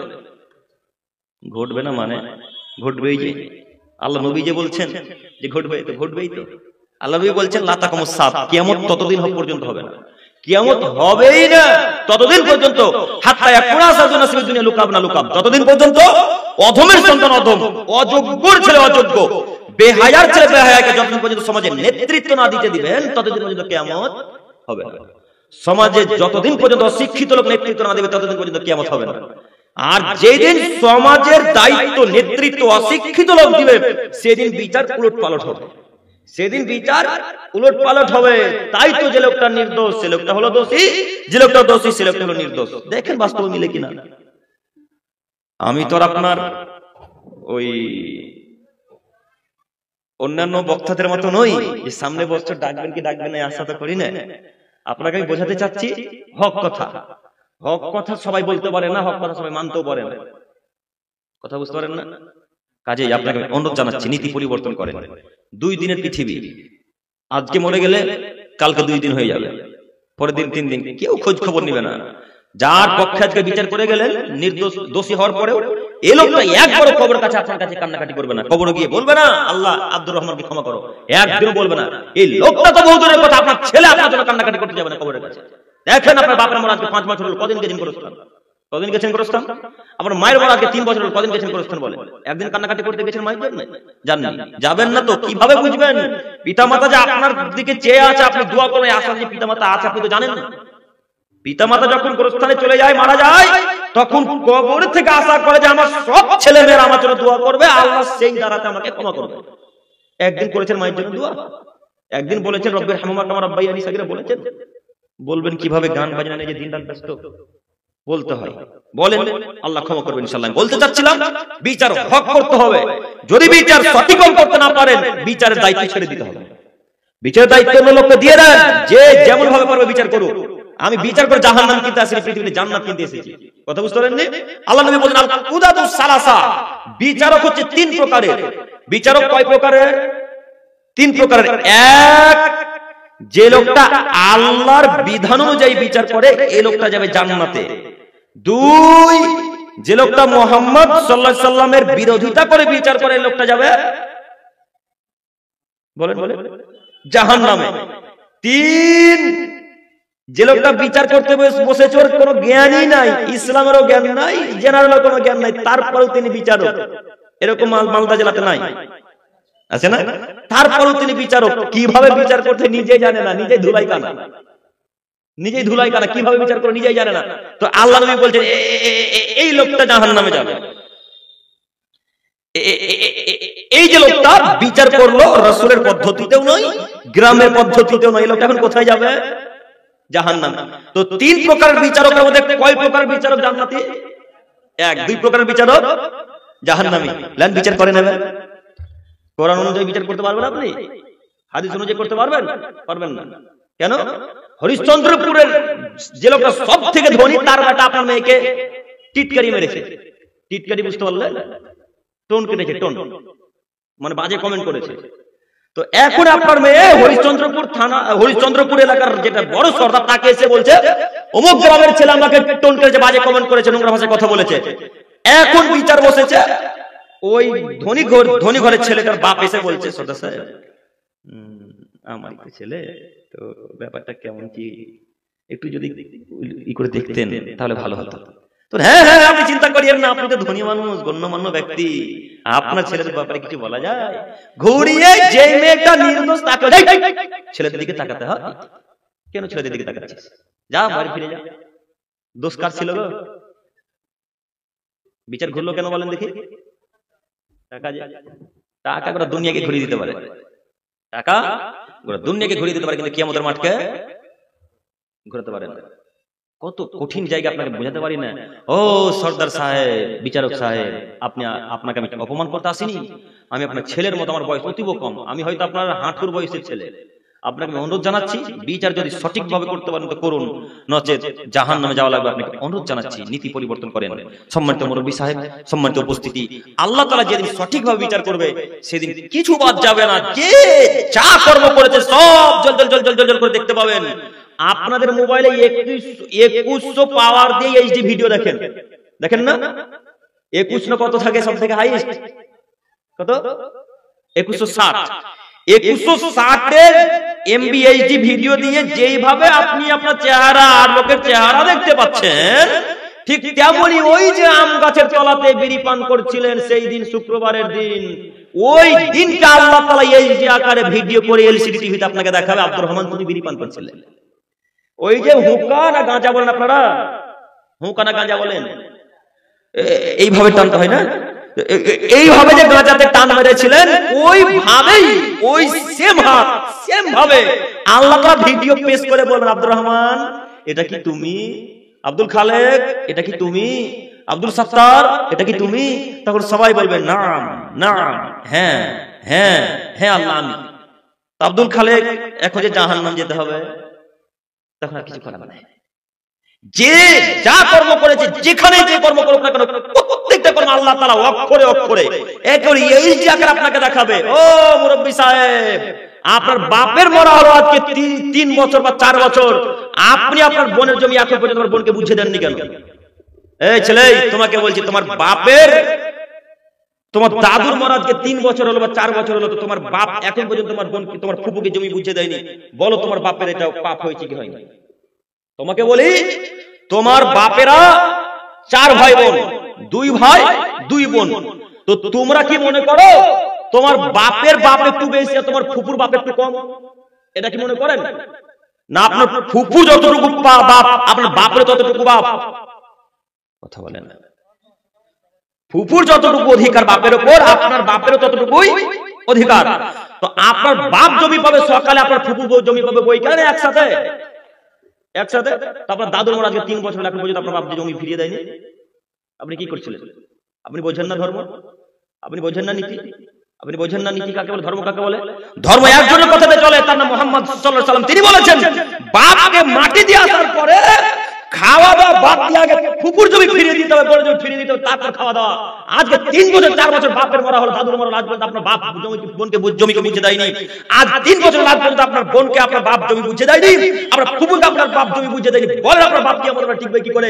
ওই 3 বিঘা জমি যত দিন খেয়েছে 3 বছরের, তত নেকি কিয়ামত মাঠে আল্লাহকে দিয়ে, সেদিন কিয়ামত মাঠে ফুপুকে দিয়ে দিতে হবে। 3 বছরে যত নেকি হবে, 3 বছরে যত ফসল হবে, 3 বছরে যত মাখনা হবে, 3 বছরে যত ভুট্টা হবে, 3 বছরে যত ধান হবে, সব ধান মাখনা ভুট্টাকে ওজন করে যত নেকি হবে তত নেকি আপনার বাপের কাছ থেকে নিয়ে আপনার ফুপুকে দেওয়া হবে। বলেন আপনার বাপ কিয়ামত মাঠে টিকবে কিভাবে? বলেন আপনার বাপ কিভাবে টিকবে? মুরব্বী সাহেব, আপনাকে অনুরোধ জানাচ্ছি, আপনার নীতি খারাপ। এখন পর্যন্ত বোনকে জমি বুঝিয়ে দেন, এখন পর্যন্ত বোনকে জমি বুঝিয়ে দেননি। যখন বোন জমি চাইতে এসেছে তখন জোর গলায় ধমক দিয়ে বলেছেন, যা তুই তো জমি জায়গায় চলে যা, আজকের পর থেকে আমাদের ডিহি তারা উঠবি না। তখন বোনটা নিরুপায় হয়ে বলছে, ভাইয়া জমি আপনার কাছে রাখেন। কেন? স্বামীর বাড়িতে থাকলে কোনোদিন না কোনোদিন ঝগড়া ঝামেলা হবেই। ঝগড়া ঝামেলা হলে কার বাড়ি এসে উঠবে? ভাইয়ের বাড়িতে এসে বোনকে উঠতে হবে। তো এখন যদি জমি বন্যে চলে যায়, বাপ তো আর তুলতে দিবেন আপনার বাপের নীতি এত খারাপ। আপনার বাপ তো প্রথমেই বলে দিয়েছে জমি নিয়ে চলে যাবে, কিয়ামত পর্যন্ত মুখ দেখাবি না, এরকম ঘরে নাম ডলে। আপনার বোন, আপনার ফুপু নিরুপায় হয়ে যখন কোনো পথ নেই তখন বলছেন ভাইয়া ঠিক আছে তাহলে জমি আপনার কাছে রেখে দেন, আর নিতে আসেন। দেখেন আপনার বাপের অবস্থা এরকম কিনা। আপনাকে কি দিয়ে বুঝাবো? কিয়ামতের মাঠ এমনি, আল্লাহ নবী এমনি বললেন লা তাযুলু কদম আবদিন, কিয়ামতের মাঠে আদমের ছেলে মেয়েকে যতক্ষণ পর্যন্ত চারটা বিষয় জিজ্ঞাসা না করা হবে ততদিন পর্যন্ত আদমের ছেলে মেয়েকে এক পা নড়তে দেওয়া হবে না। আদমের ছেলে মেয়ের এক পা নড়তে দেওয়া হবে না যতক্ষণ পর্যন্ত চারটা জিনিস জিজ্ঞাসা না করা হবে। তার 3 নম্বরে হচ্ছে ওয়া মালিহি মিন আইনা তাসাবু ফিমান ফাকাহু, এ আদমের ছেলেরা কি উপায়ে মাল লাভ করেছো, কি উপায়ে মাল অর্জন করেছো, কি উপায়ে টাকা অর্জন করেছো এবং কোথায় কোথায় ব্যয় করেছো, অক্ষরে অক্ষরে বুঝিয়ে দাও, নইলে তোমার এক পা নড়তে দেওয়া হবে না। তার নাম কিয়ামতের মা। এই যুবক, এই শোনো, তোমাকে বলে যাচ্ছি, তোমার বাপকে বলিও, তোমার বাপ যে হিসেবে মাল লাভ করেছে, যে হিসেবে জমি জায়গা দখল করে রেখেছে, যতক্ষণ পর্যন্ত আল্লাহকে বুঝিয়ে না দিতে পারবে, যতক্ষণ পর্যন্ত আল্লাহকে অক্ষরে অক্ষরে হিসাব না দিতে পারবে, ততক্ষণ পর্যন্ত তোমার বাপের পায়ে একটু নড়তে দেওয়া হবে না। তার নাম কিয়ামতের মাঠ। বলো তোমার বাপ ফুপুর জমি এখন পর্যন্ত জানি তোমার বাপ হিসাব বুঝাতে পারবে কিনা? বলো তোমার বাপকে। মুরব্বী সাহেব, আপনাকে আমি অনুরোধ জানাচ্ছি, এক পা নড়তে দেওয়া হবে না, পা নড়াতেই পারবেন না হাজার চেষ্টা করার পরেও, যতক্ষণ পর্যন্ত জমি জায়গার হিসাব, টাকার হিসাব বুঝিয়ে না দিতে পারবেন। আপনাকে এই জন্যই মাঝে মাঝে বলি, টাকা যেখানে ব্যয় করেন একটু দেখে শুনে ব্যয় করবেন, চিন্তা ভাবনা করে ব্যয় করবেন। এই জায়গাটা সঠিক জায়গা না ভুল জায়গা, এই জায়গাটা সঠিক জায়গা না ভুল জায়গা। যদি আপনি ভুল জায়গায় টাকা ব্যয় করেন তাহলে এই টাকা হিসাবও দিতে হবে। তার জলজান্ত প্রমাণ আপনাকে দেখাই। হরিশ্চন্দ্রপুরে যখন ফুটবল খেলা হয়, হরিশ্চন্দ্রপুরে যখন ক্রিকেট খেলা হয়, বড় টুর্নামেন্ট ছাড়া হয়, তখন চেয়ারম্যান সাহেব দেয় 1 লক্ষ টাকা আর এমপি সাহেব দেয় 2 লক্ষ টাকা। কথা মিলল না? এই চেয়ারম্যান এমপি কে জিজ্ঞাসা করা হবে টাকা কোথায় ব্যয় করেছেন, এই সরকারকে জিজ্ঞাসা করা টাকা কোথায় ব্যয় করেছেন। এই এলাকায় বড় ফুটবল খেলা হয় না, বড় পোস্টার লাগানো হয় না, টাকা ব্যয় তারা কি সব গ্রামের লোকেই করেন আর অন্য জায়গা থেকে আসে? যে যেখানে টাকা ব্যয় করেছে প্রত্যেককে বুঝিয়ে দিতে হবে। বলেন তো ফুটবল খেলা হালাল না হারাম? জি, শরীর চর্চার যখন ব্যাপার আসে তখন হয়ে যাবে হালাল। আর যখন ফুটবলে, ক্রিকেটে, ওই ভলিতে যখন টাকার হার জিত চলে যায় তখন একেবারে হারাম, টোটালি হারাম, পুরোপুরি হারাম, সম্পূর্ণরূপে হারাম। দেখে কোন মায়ের বেটা বলতে পারে যে হালাল?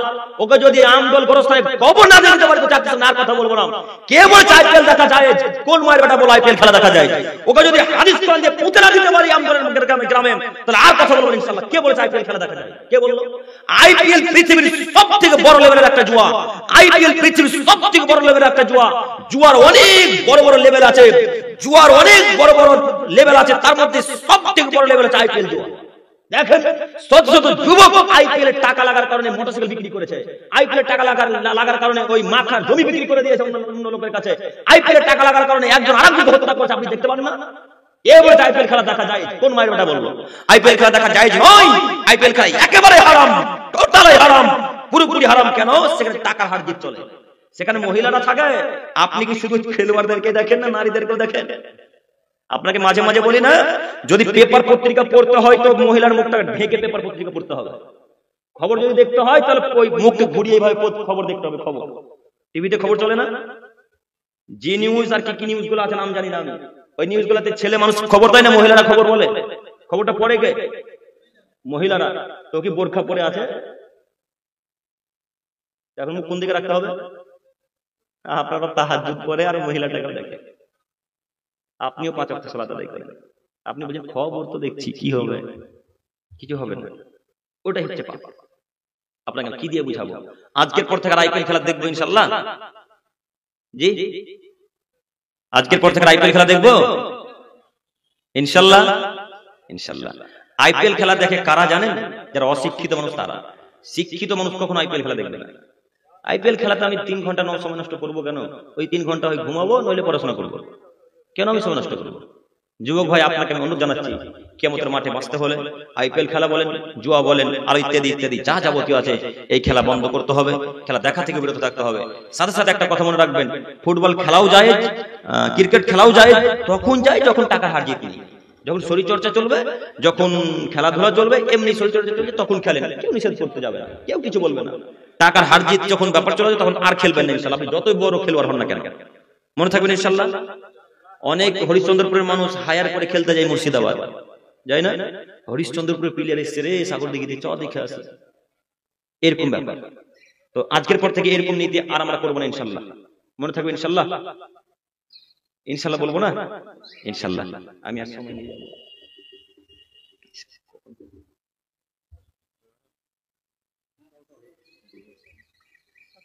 সম্মানিত উপস্থিতি, আমি আপনাদেরকে দেখাতে চাচ্ছিলাম কিয়ামতের মাঠ। আমি আরো তিনটি অংশ বলতে এখন পর্যন্ত রেখে দিয়েছি।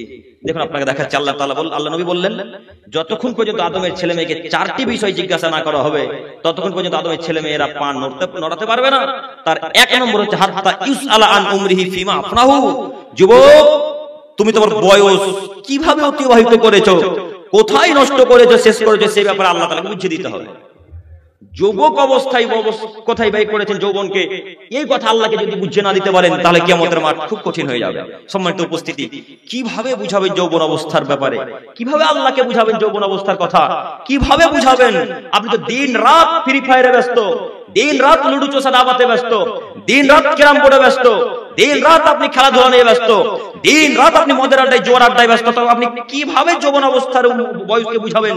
কিভাবে বয়সকে বুঝিয়ে দিবেন যে আল্লাহ আমি যৌবন অবস্থায় মসজিদে পড়েছিলাম, আল্লাহ যৌবন অবস্থায় মাদ্রাসার কাজে লেগেছিলাম, আল্লাহ যৌবন অবস্থায় আমি সমাজসেবী হয়েছিলাম, আল্লাহ যৌবন অবস্থায় আমি মানুষের উপকার করেছিলাম। এই ব্যাপারে কিভাবে আল্লাহকে বুঝাবেন? কখন বুঝাবেন? দিন রাত তো ফ্রি ফায়ার খেলছেন, দিন রাত। যুবকদের মোবাইলে ফ্রি ফায়ার নাই মনে হয়, এখন আছে? আচ্ছা, তো এই ছেলেগুলাই স্লোগান দিচ্ছে মালদা টাউনে, আর বলছে যে ফিলিস্তিনকে রক্ষা করতে হবে। যারা ফ্রি ফায়ার খেলছে তারাই। তো এদের মাথাতে বিদ্যা আছে, এদের মাথাতে গোবর ভরা আছে গো। দেখবেন কিভাবে ফ্রি ফায়ার খেললে রিচার্জ করতে হয়, মনে হয় নাকি? করতে হয় না? তো আচ্ছা, একজন হাত তুলে বলেন যে ফ্রি ফায়ারটা কাদের তৈরি? ইহুদিদের। তো ফ্রি ফায়ার এবং পাবজি ইত্যাদি ইত্যাদি যত গেমগুলো আছে, এই গেমগুলোতে যখন রিচার্জ করছেন টাকা, তখন কার অ্যাকাউন্টে যাচ্ছে? ইহুদিদের। তো যে ছেলেটা বলছে যে ফিলিস্তিনকে রক্ষা করতে হবে, বাঁচাতে হবে, তাহলে এর মাথাতে গোবর আছে না মগজ আছে? গোবর আছে। এ তো বেটা বুঝলো না যে আমি রিচার্জ করলাম, রিচার্জের টাকা গেল ইসরায়েল ওই টাকা দিয়ে বম পিস্তল করে আর ইত্যাদি ইত্যাদি কিছু তৈরি করে ফিলিস্তিনের গাজার মানুষ হত্যা করছে। তো তুমি কেন বলছো ফিলিস্তিনকে বাঁচাতে হবে? তুমি তো ধ্বংস করলে ফিলিস্তিনকে, তুমি তো ফিলিস্তিনকে ধ্বংস করেছো, তুমি ফিলিস্তিনকে ধ্বংস করেছো। তুমি তাদের এখন পর্যন্ত স্প্রাইট খাও, তুমি খাও না বেটা? তোমাকে চিনি না আমি? তুমি এখন পর্যন্ত কোকা-কোলা খাও, তোমাকে চিনি না? তুমি এখন পর্যন্ত স্প্রাইট খাও। তুমি তো সেই যুবক, যে যুবক তুমি চ্যালেঞ্জ দিয়ে বলো আমি 1 কিলো স্প্রাইট একসাথে খেতে পারি। তুমি তো সেই যুবক, তোমাকে আমি চিনি না? তুমি জানো না স্প্রাইট ইসরায়েলের তৈরি? তুমি জানো না ক্লিনিক প্লাস শ্যাম্পু ইসরায়েলের প্রোডাক্ট? তুমি জানো না ডাব সাবান ইসরায়েলের প্রোডাক্ট? তুমি কেন তাদের প্রোডাক্ট ব্যবহার করো বেটা? তুমি আবার স্লোগান দিয়ে বলছো যে ইসরায়েলকে এই ফিলিস্তিনকে বাঁচাতে হবে, মানে তুমি কেন বলছো? তুমি নীতি পরিবর্তন করো। যে কোনো মূল্যে ইসরায়েলি প্রোডাক্টকে ব্যান করতে, যে কোনো মূল্যে। কত ইসরায়েলি প্রোডাক্ট আছে আপনাকে কিভাবে দেখাবো? এটা কি জলের বোতল? Boat, little boat. এইখানে দেখবেন ট্রেনের উপর বা স্টেশনে মাঝে মাঝে লেখা থাকে বিসলেরি, লেখা থাকে না? কার প্রোডাক্ট? Israeli product. কিনলে কার প্রোডাক্ট? কথা বলে না, ইসরায়েলি প্রোডাক্ট। ওই কিটক্যাট ক্যাডবেরি কার প্রোডাক্ট? আরো ইত্যাদি ইত্যাদি, এভাবে কত কি আছে, নাম মনে আছে। আমার কাছে একটা লিস্ট ছিল, তো লিস্টটা আনা হয়নি। তো এগুলো সব ইসরায়েলি প্রোডাক্ট। আপনি খাচ্ছেন, বাচ্চাকে খাওয়াচ্ছেন, নিজে খাচ্ছেন, আর বলছেন ইসরায়েল ফিলিস্তিনকে বাঁচাতে হবে। তা আপনার কথা আর ওই ব্রিজে দাঁড়িয়ে থাকা একটা লোকের কথা একই হলো? একটা লোক আপনাদের মনে করে নদী আছে আশেপাশে, কত দূর, এটাই না? তো এই নদীতে কোনো একটা লোক ডুবে যাচ্ছে, তো পাহাড় থেকে দাঁড়িয়ে, পাহাড়ে দাঁড়িয়ে দাঁড়িয়ে বলছে এই লোকটা ডুবে গেল, ডুবে গেল, ডুবে গেল, বাঁচাও বাঁচাও বাঁচাও। তো এই লোকটা ডুবে গেল, ডুবে গেল না বলে যদি নিজে গিয়ে তাকে বাঁচানোর চেষ্টা করতো, তাহলে হয়তো লোকটা বেঁচে যেত, তাই না? হয়তো বা লোকটা বাঁচতে পারতো। তো আপনি পাহাড় থেকে বলছেন ডুবে গেল, ডুবে গেল। তো আপনার কথা আর যে ছেলেটা ফ্রি ফায়ার পাবজি লুডু চোষা দাবা খেলছে, ওই ছেলেটার কথা ফিলিস্তিনকে বাঁচাতে হবে, এক হলো না? তো এটা তো দুজনেই পাগল, এটা তো দুজনেই পাগলা, এদের কারো বিদ্যা বুদ্ধি কাজ করে না। অতএব আপনাকে অনুরোধ করছি, আজকের পর থেকে ইসরায়েলি প্রোডাক্টের মুখে লাথি মারবো ইনশাআল্লাহ। পারবো? কার মুদিখানা দোকান আছে এখানে হাত তোলেন তো? কারণ নাই না? নাই, আলহামদুলিল্লাহ। মুদিখানার দোকান নাই, আলহামদুলিল্লাহ, ঠিক আছে। কিন্তু মুদিখানার দোকানে যেগুলো ইসরায়েল প্রোডাক্ট আছে সেগুলো আর কিনবো না আজকে থেকে। পারবো না? ওই স্প্রাইটের পরিবর্তে কি একটা এসেছে যেন, ওই টাইপের দেখতে, কি ওটার নাম গো? ক্যাম্পা। ঠিক ঠিক, ইন্ডিয়ান প্রোডাক্ট মনে হয় না, ইন্ডিয়ান প্রোডাক্ট। যাই হোক, তো আমাদের কথা হচ্ছে ইসরায়েলদেরকে যে কোনো মূল্যে পায়ের তলে রাখতে হবে, যে কোনো মূল্যে। কিন্তু রাখবেন কিভাবে? সবকিছু যে তাদের, সবকিছুই তাদের। বিদ্যা তারা এত অর্জন করেছে, জ্ঞান তারা এত অর্জন করেছে, আপনাকে কয়েকটা ইহুদি মানে আপনাকে পায়ের তলে ফেলে দিয়ে। ইহুদিদের সংখ্যা বেশি না আমাদের সংখ্যা বেশি? মুসলিমদের দেখেন অল্প সংখ্যক ইহুদি তারপর গোটা দুনিয়াকে কাজ করে ফেলে দিয়েছে, গোটা দুনিয়াকে। দেখেন তাদের ব্যাংকিং ব্যবস্থা, তাদের ওই স্প্রাইট, তাদের সাবান, তাদের শ্যাম্পু, তাদের বিমান, তাদের আপনার যত উন্নত লেভেলের জিনিস আছে সব তাদের। গোটা দুনিয়াকে তারা কাজ করে ফেলে দিয়েছে। যদি তার ব্যাংকিং ব্যবস্থা বন্ধ করতে আপনি চলতে পারবেন না।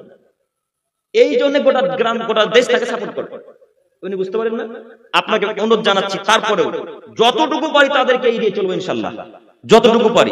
আজকের পর থেকে আর ডাব শ্যাম্পু, ডাব সাবান ইউজ করবো না ইনশাল্লাহ। পারবো না? পারবো ইনশাল্লাহ। ইনশাল্লাহ আল্লাহ তুমি আমাদেরকে কবুল করো, সকলে বলি আমিন।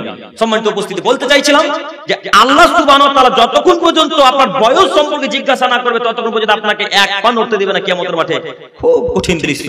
2 3 ওয়ান ইলমিহি ফিমা ফাআলা, জ্ঞান অনুযায়ী কি আমল করেছেন বক্তা সাহেব। এই কথা যতক্ষণ বক্তাকে জিজ্ঞাসা না করবে ততক্ষণ পর্যন্ত বক্তা পা উঠাতে পারবে না। জ্ঞান অনুযায়ী কি আমল করেছেন অমুক গ্রামের শিক্ষিত মানুষ, যতক্ষণ না আল্লাহ জিজ্ঞাসা করবেন ততক্ষণ পর্যন্ত ওই লোকটা পা নড়াতে পারবে না। ও বক্তা সাহেব, আপনাকে বলি, আপনি আলোচনা করতে আসলেন, আলোচনা করতে এসে কোনটা সহি কোনটা জয়ীফ এতটুকু যাচাই বাছাই করলেন না, আর বলে চলে গেলেন মায়ের দিকে তাকালে কবুল হজের সমান নেকি হয়, মায়ের দিকে সুনজরে তাকালে কবুল হজের সমান নেকি হয়। ডাহা যে মিথ্যা কথা। সবাই বলে মায়ের দিকে তাকালে, মায়ের দিকে সুনজরে তাকালে কবুল হজের সমান নেকি হয়। এই কথা মিথ্যা, এই কথা ভিত্তিহীন, জাল কথা। এই কথা চলবে না, এই কথা ইসলামের প্রযোজ্য নেই, ইসলামের কোনো মান্যতা নেই। আরো কত আপনাকে দেখাবো। বক্তা বলুন আর গ্রামের শিক্ষিত মানুষ বলুন, আমরা প্রায় মানুষ ইলম অনুযায়ী আমল করি না। খুব কঠিন দৃশ্য। তাই তো আমার নবী মুহাম্মদ সাল্লাল্লাহু আলাইহি ওয়াসাল্লাম মিরাজে যাওয়ার পর বললেন, আমাকে এমন একটা গোত্রের নিকট দিয়ে নিয়ে যাওয়া হলো, এমন একটা দলের নিকট দিয়ে নিয়ে যাওয়া হলো, যারা তাদের জিহ্বাগুলোকে ধরে কাঁচি দিয়ে কেটে ফেলে দিচ্ছে, জিহ্বাগুলোকে ধরে কাঁচি দিয়ে কেটে ফেলে দিচ্ছে। জিহ্বাকে ধরে একা একাই, কোনো ফেরেশতা কাটে না, কোনো মানুষ কাটে না, জিহ্বা ধরে একা একাই মানুষ নিজে কেটে ফেলে দিচ্ছে। তো আমি মুহাম্মদ সাল্লাল্লাহু আলাইহি ওয়াসাল্লাম জিজ্ঞাসা করলাম, মান হাওলাই জিবরাইল, জিবরাইল এরা কারা, এদের এই অবস্থা কেন, এরা একাই কেন জিহ্ব কাটছে? কেউ কি একাই জিহ্ব কেটে ফেলে, কেউ কি একাই জিহ্ব কাটে? তখন জিবরাইল বলেন, আল্লাহ নবী, হাওলাই খুতাবা, এরা আপনার ওই সমস্ত উম্মতের মানুষ যারা খুতবা দিত, যারা বক্তব্য দিত, কিন্তু সেই অনুপাতে আমল করতো না। দেখেন আপনার বক্তা সাহেব বক্তব্য রাখার প্যান্টটা টাকা নিচে আসে, এই তো আপনার বক্তা। আপনার বক্তা সাহেব বক্তব্য রাখছে যে স্ত্রীকে বিনা বোরখায় বাইরে নিয়ে যাওয়া যায় না। একটু পর দেখা যাচ্ছে বক্তা সাহেবের স্ত্রী ওই বাজারে ঘুরছে। বক্তা সাহেব বলছে বাড়িতে টিভি সিরিয়াল চলবে না। বক্তা সাহেবের বাড়িতে নিজের স্ত্রীর হাতে 36 ইঞ্চির এলসিডি রিমোট আছে। বলেন এখন কি করবেন? আল্লাহ এমনি বললেন, যতক্ষণ পর্যন্ত ইলম অনুযায়ী আমল না করার পর জিজ্ঞাসা না করবো ততক্ষণ পর্যন্ত আদমের ছেলে মেয়েকে আমি নড়তে দিব না। শুধু কি বক্তাদের এই অবস্থা হবে না? এই গ্রামে যারা জানে একটু তাদের ওই অবস্থা হবে। বক্তাদের কথা যখন বুঝলাম খুব মজা, না? বক্তাদেরকে দিচ্ছে তো আপনার তো কিছু না কিছু জ্ঞান আছে। এইখানকার মানুষ একজন হাত তুলে বলেন যে সালাত আদায় করতে হয় না, একজন হাত তুলে বলেন, তুলবেন না? না তুলবেন না? একজন হাত তুলে বলেন যে নামাজ পড়তে হয় এটা জানি না, তোলেন না গো, তুলবেন না। একজন মানুষ বলেন যে দাড়ি ছাড়তে হয় এটা জানি না, বলেন। একজন বলেন যে গান শুনতে হয় না এটা জানি না, একজন বলেন। তার মানে আপনারাও কিছু জ্ঞান রাখেন। তো আপনারাও যে জিভ কাটবেন এখন, আপনি কিন্তু ঠিকই বলছেন, এই বেটা গান শুনতে হয় না, গান শুনছিস কেন? একটু পরে ইয়ারফোনে লাগিয়ে আপনি গান শুনছেন। এখন জীব আমরাই কাটবো না, আপনারাও কাটবেন? বক্তাদের কথা বলছিল তখন খুব হাসি আসছিল না ওকে? এখন শুধু আমরাই জীব কাটবো না, আপনারাও কাটবেন, বলেন না কথা একটু? তাহলে দৃশ্য যে কত কঠিন আপনাকে কি দিয়ে বুঝাবো। 3 4 ওয়ান জিসমিহি ফিমা আবলাহু, শরীরকে কোথায় কোথায় ব্যয় করেছো এটা আমি যতক্ষণ আল্লাহ জিজ্ঞাসা না করবো ততক্ষণ পর্যন্ত আমি আদমের ছেলে মেয়েকে পান করতে দিব না। চারটা কথা মনে থাকবে ইনশাআল্লাহ। এক, বয়স, শরীর বয়সকে কোথায় কোথায় নষ্ট করেছেন, যৌবনকালকে কোথায় কোথায় নষ্ট করেছেন, এটা আল্লাহ জিজ্ঞাসা যতক্ষণ না করবেন ততক্ষণ আল্লাহ তাআলা আদমের ছেলে মেয়ের পাকে নড়তে দিবে না। দুই, ইলম অনুযায়ী কতটা আমল করলেন যতক্ষণ আল্লাহ জিজ্ঞাসা না করবেন ততক্ষণ আল্লাহ পা নড়তে দিবে না। তিন, টাকা কিভাবে উপার্জন করলেন, কোন জায়গায় খরচ করলেন, যতক্ষণ আল্লাহকে বুঝিয়ে না দিবেন ততক্ষণ আল্লাহ পা নড়তে দিবে না। চার, শরীরকে কোথায় কোথায় নষ্ট করেছেন, কি কাজে ব্যয় করেছেন শরীরকে, যতক্ষণ আল্লাহকে বুঝিয়ে না দেবেন ততক্ষণ পর্যন্ত আল্লাহ পা নড়তে দিবে না। বিষয় চারটি কিন্তু খুব কঠিন, বিষয় চারটি কঠিন। আল্লাহ যদি আমাদের হিসাব নিতে শুরু করে, আমরা কেন কোন মানুষকে ঠিক কি আমাদের টিকতে পারবে না। যদি আল্লাহ একবার বলা শুরু করে, এই আদমের ছেলে বল শরীরকে কোথায় ব্যয় করেছিস, কেউ আমরা জবাব দিতে পারবো? কেউ দিতে পারি না। এবার আপনাকে একটা হাদিস দেখাই, হাদিস দেখিয়ে আমি কি শেষ করে দিব নাকি? হাদিস দেখিয়ে আপনাদেরকে আমি শেষ করতে চাচ্ছি, একটু দেখেন। আয়েশা রাদিয়াল্লাহু তাআলা আনহা থেকে বর্ণিত, তিনি বলেন রাসূল সাল্লাল্লাহু আলাইহি সাল্লাম বলেছেন, লাইসা আহাদুন ইউহাসাবু ইয়াউমাল কিয়ামাতি ইল্লা হালাক। আদমের ছেলে মেয়ে তোমরা শোনো, আল্লাহ কিয়ামতের মাঠে যদি কারোর হিসাব নেওয়া শুরু করে তাহলে সে নিশ্চয় ধ্বংস হবে, নিশ্চয়, অবশ্যই, তাগিদ দিয়ে আল্লাহ নবী বলছেন নিশ্চয়, অবশ্যই, অবশ্যই, বেশাক্কে, সচমুচ, বিলা সুবা, অবশ্যই, অবশ্যই, তাহকিককে, অবশ্যই, অবশ্যই, এত প্রাধান্য দিচ্ছেন আল্লাহ নবী কথাকে, এত প্রাধান্য দিচ্ছেন। তারপরে তিনি বলছেন, যদি আল্লাহ কোন আদমের ছেলে মেয়ের হিসাব নেওয়া শুরু করে কিয়ামতের মাঠে, ইল্লা হালাক, তাহলে সে ধ্বংস হবেই, নিশ্চিত হবে, অবধারিত হবে, অবশ্যই ধ্বংস হবে। আল্লাহর নবী বলেছেন যখন হবে তখন হবেই হবে, কেউ ঠেকাতে পারবে না। তো এই কথা আয়েশা রাদিয়াল্লাহু তাআলা আনহা শুনতে পেয়েছেন। আয়েশা রাদিয়াল্লাহু তাআলা আনহা খুব শিক্ষিতা নারী, নারীদের মধ্যে সবথেকে শিক্ষিতা নারী হলেন আয়েশা রাদিয়াল্লাহু তাআলা আনহা। সব মহিলাদের মধ্যে সবথেকে সম্মানিতা নারী হলেন খাদিজা রাদিয়াল্লাহু তাআলা আনহা। তাকে আল্লাহ স্বয়ং সালাম দিয়েছেন। আল্লাহু আকবার। আল্লাহ কাকে সালাম দিয়েছেন বলতে পারেন? খাদিজাতুল কুবরা, রাসূল সাল্লাল্লাহু আলাইহি ওয়াসাল্লামের বড় প্রথম স্ত্রী। কত সম্মানিতা মহিলা হলে আল্লাহ নিজে সালাম পাঠায়, তাই না? তো সব থেকে সম্মানিতা নারী হলেন খাদিজা, সব থেকে শিক্ষিতা নারী হলেন আয়েশা রাদিয়াল্লাহু তাআলা আনহা। তো তিনি কথাকে রাসূলের ক্যাচ করে নিয়েছেন, কথা ধরে ফেলেছেন, কথা ধরেই বলছেন আল্লাহ নবী আলাইহিস সালাম, আল্লাহ তাআলা কি কথা বলেনি? ফাসাউফা ইউহাসাবু হিসাবান ইয়াসিরা ফাম্মা মান উতিয়া কিতাবাহু বিয়ামিনিহি, যাকে তার আমলনামা ডান হাতে দেওয়া হবে, ফাসাউফা ইউহাসাবু হিসাবান ইয়াসিরা, তার হিসাব নিকাশ খুব সহজে হয়ে যাবে। আল্লাহ বলেনি? এই যে কোরআন, আল্লাহ তো বলেছেন আল্লাহ নবী যে যার আমলনামা ডান হাতে দেওয়া হবে তার হিসাব নিকাশ খুব সহজে হয়ে যাবে। ওয়ান কালিবু ইলা আহলিহি মাসরুরা, এবং সে তার পরিবার পরিজনের নিকটে জান্নাতে খুব আনন্দ চিত্তে খুশিতে ফিরে যাবে। এই কথা কি আল্লাহ বলেনি? তখন আল্লাহ নবী আয়েশাকে বলছেন, আয়েশা শোনো শোনো শোনো, ইন্নামা যালিকাল আরদ, এটা শুধু পেশ করা হবে মাত্র, এটা শুধু পেশ করা হবে মাত্র। আল্লাহ শুধু দেখাবেন যে আব্দুর রহমান এই কাজ করেছে, আল্লাহ আব্দুর রহমানকে জান্নাত দিয়ে দিবেন যদি ভালো মানুষ হয়। শুধু জাতিকে দেখাবেন, আল্লাহ হিসাব নেবেন না। কথা বুঝতে পারি না? হিসাব নিলে মানুষ ধ্বংস হবেই, কথা কি বুঝতে পারছেন? তো আল্লাহ নবী বলছেন ইন্নামা যালিকাল আরদ, এটা শুধুমাত্র পেশ করা হবে মাত্র, মানে দেখানো হবে মাত্র যে এগুলো তোমার আমল, এ নাও তুমি আমল নাও, তুমি এখন জান্নাতে যাও। কথা বুঝে আসলো? আল্লাহ নবী তারপর আয়েশাকে বলেন, আয়েশা লাইসা আহাদুন ইউনাকাসু হিসাবা ইয়াউমাল কিয়ামাতি ইল্লা উদ্দিব।